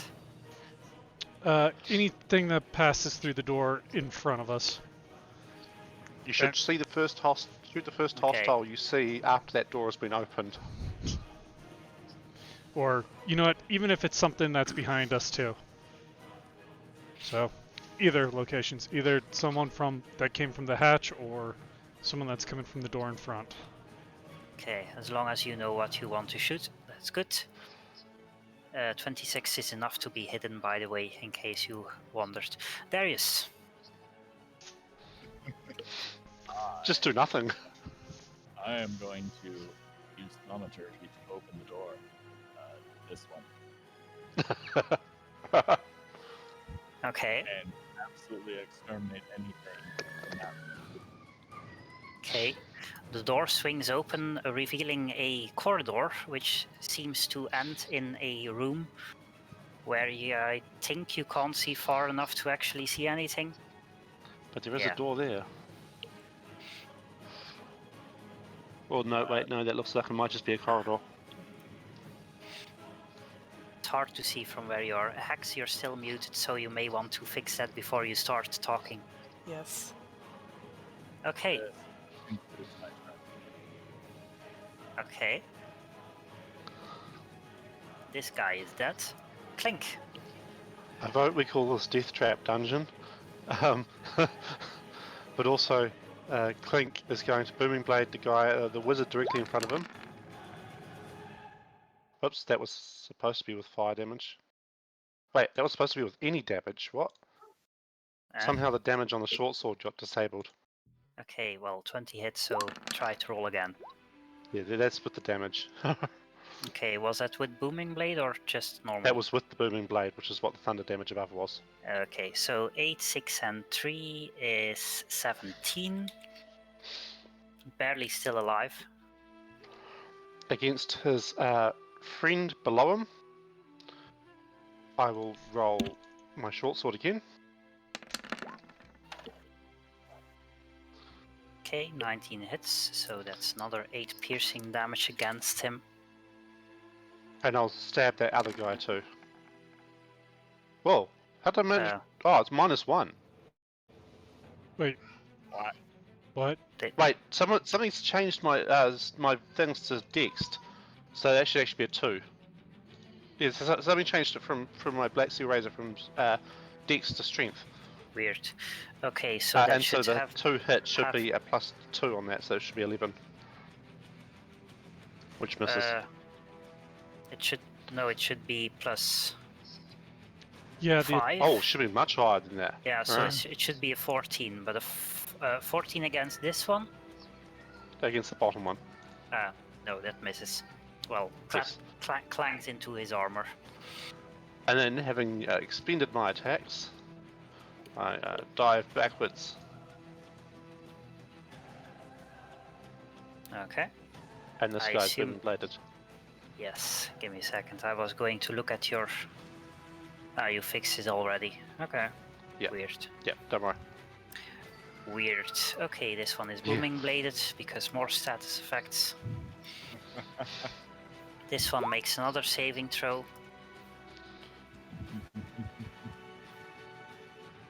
which he fails. Oh, And 2 dies. levels of exhaustion. No, I He think has- he just dies. He dies, yes. He did not have more than 20 hit points left. Oh, he's And just the next sleeping. guy just dies. Even with half damage, I think he'll just die. Okay. So next is the one that Clink Booming Bladed. Makes a con save. Man, is a this sick- Radiance is good. 16, so he does manage to save. Curses. So he takes. Oh, does it take no damage on save? Nope. Correct. That's the downside. It does nothing if they save, Mm.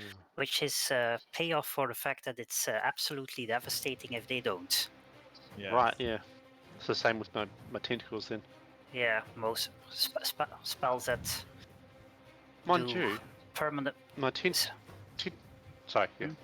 Yeah, spells Don't worry. that have lasting status effects generally do less so if you fail or Yeah. save. With that, I would have expected the tentacles to do more damage than the radiant light, because the same level, but the tentacles, they only restrain you. They don't do ongoing exhaustion. No, but they do ongoing damage unless they actively use an action to break free of them, whereas in the Sickening Radius they can just walk out. Right. If they live long enough. And the tentacles are basically a guaranteed 68 damage if they fail the saving throw, That's true. which is more than 4d10. They guarantee Okay. extra. Well, no, it didn't. Because they will have failed the saving throw and taken that first 68, and then they're guaranteed another 68 on the next turn. No, it's 3d8 if they fail. Oh, 3-8. Yeah, so it's 3d8 if Oh, they right, fail, yeah, and okay, then okay, I get you 3d8 what on you their mean. next turn, and Get then what they you mean. might use an action to break free. Okay, so he finds himself still alive but fairly unhealthy. Man, if I hadn't moved. Yeah, Oh, why'd mind you, move? if he moves, he gets booming bladed. Yeah. Yes, so he is not in a terribly happy place at the moment.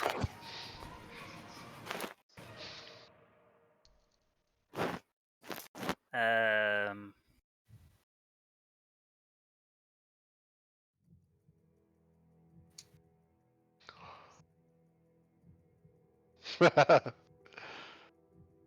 I mean, he could risk taking He has damage to on the move. next turn. He has to move because 2d8 thunder is less than what was it, 4d8 or 4010. 4 to 10. yeah.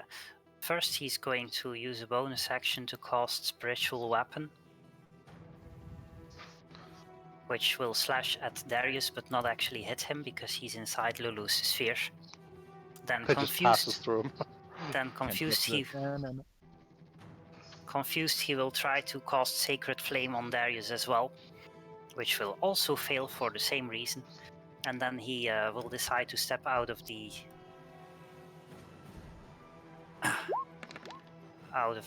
thing and take the Booming Blade damage, which And- doesn't kill him. How close is he to death?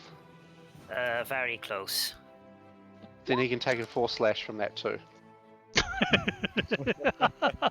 Okay, he dies.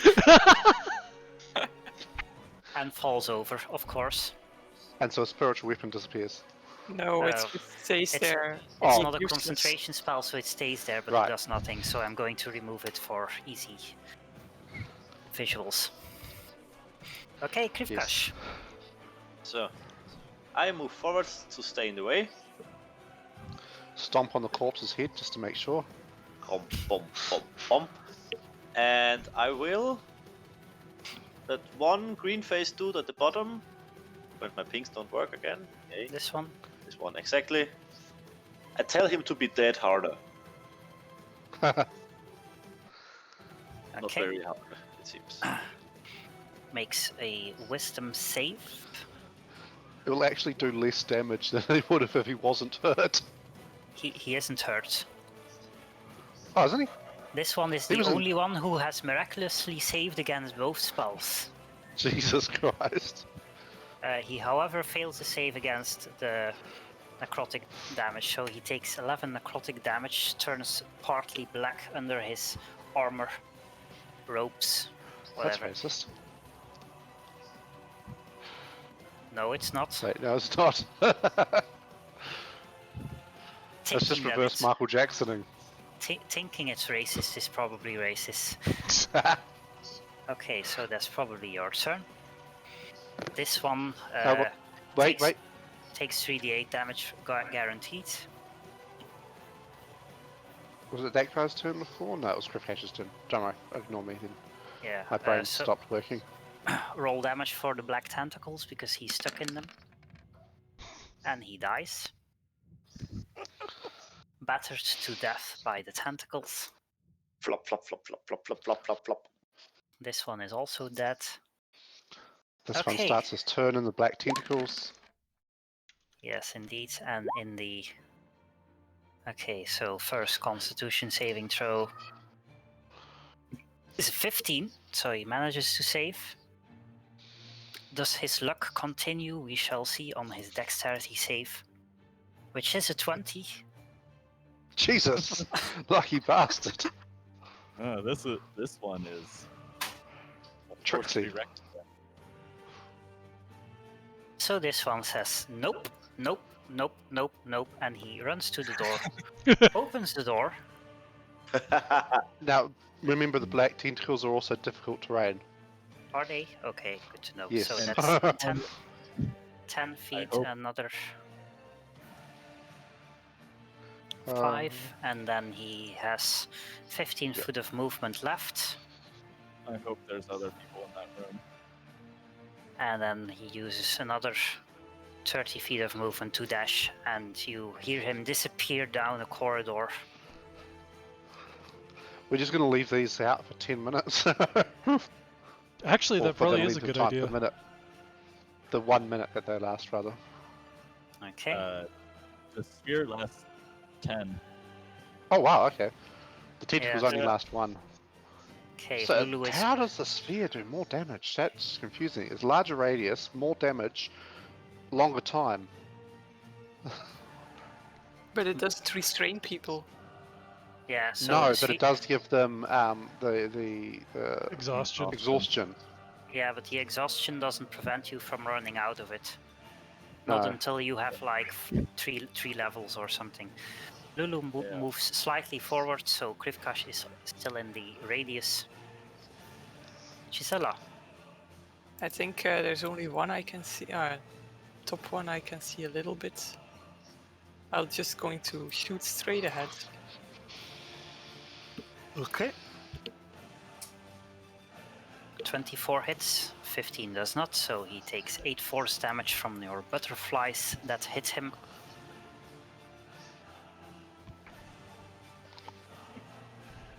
And his turn comes around, he makes And I'm another... going to stand here because there's a spellcaster left. So Okay.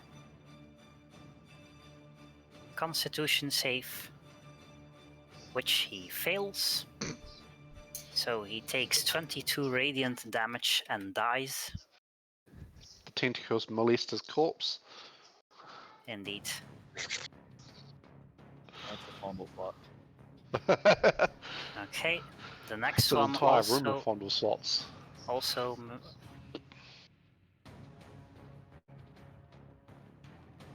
okay. Also rolls Constitution, rolls 3, takes 30 Also radiant dies. damage and dies. Oh shit. Next one, make some saving throws. makes a Well, a saving throw. only one. Rolls a 19, so it makes a saving throw. And nopes the fuck out of here. Through Yes. the tentacles. No. Going to run over here and then through the door which Darius graciously opened, and then uses his action to dash. Does that Now, trip? didn't Mac have a held action? Yeah, that trip's max held action. Probably. So, Mac, do you want to please do the honors of firing at him? Yes. And Kill the since I- last guy. and since I'm Take the hidden, kill. and just to add insult to injury, I'm going to use a walloping bolt.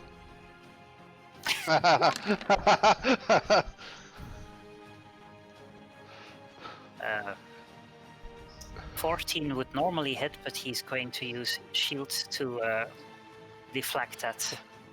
I can't see him, so I can't counterspell. It would be a waste of a counterspell. Yeah, Damn probably it. don't want to counterspell a first level spell.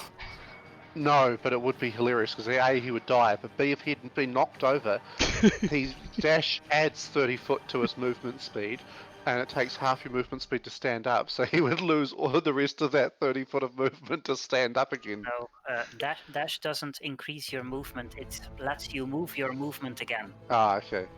Actually, now that they both fled, I think it's best to go after them because they will get help and already know that they shouldn't get into the green radiant sphere. Close so the I door. would- Close the door. Well, actually, as we get to the top of the round, given the fact that you knocked open the door with thaumaturgy, which is not particularly quiet, Ah, okay, they're already coming. I'm going to add some people to the initiative order. See, what you do is you have Darius hold an action after he closes the door to yoink people. So they open the door and then they get yoinked.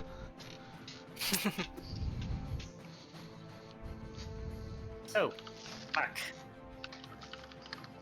I'm going to hold an action to attack any enemies that I can see. And I will first stealth hide.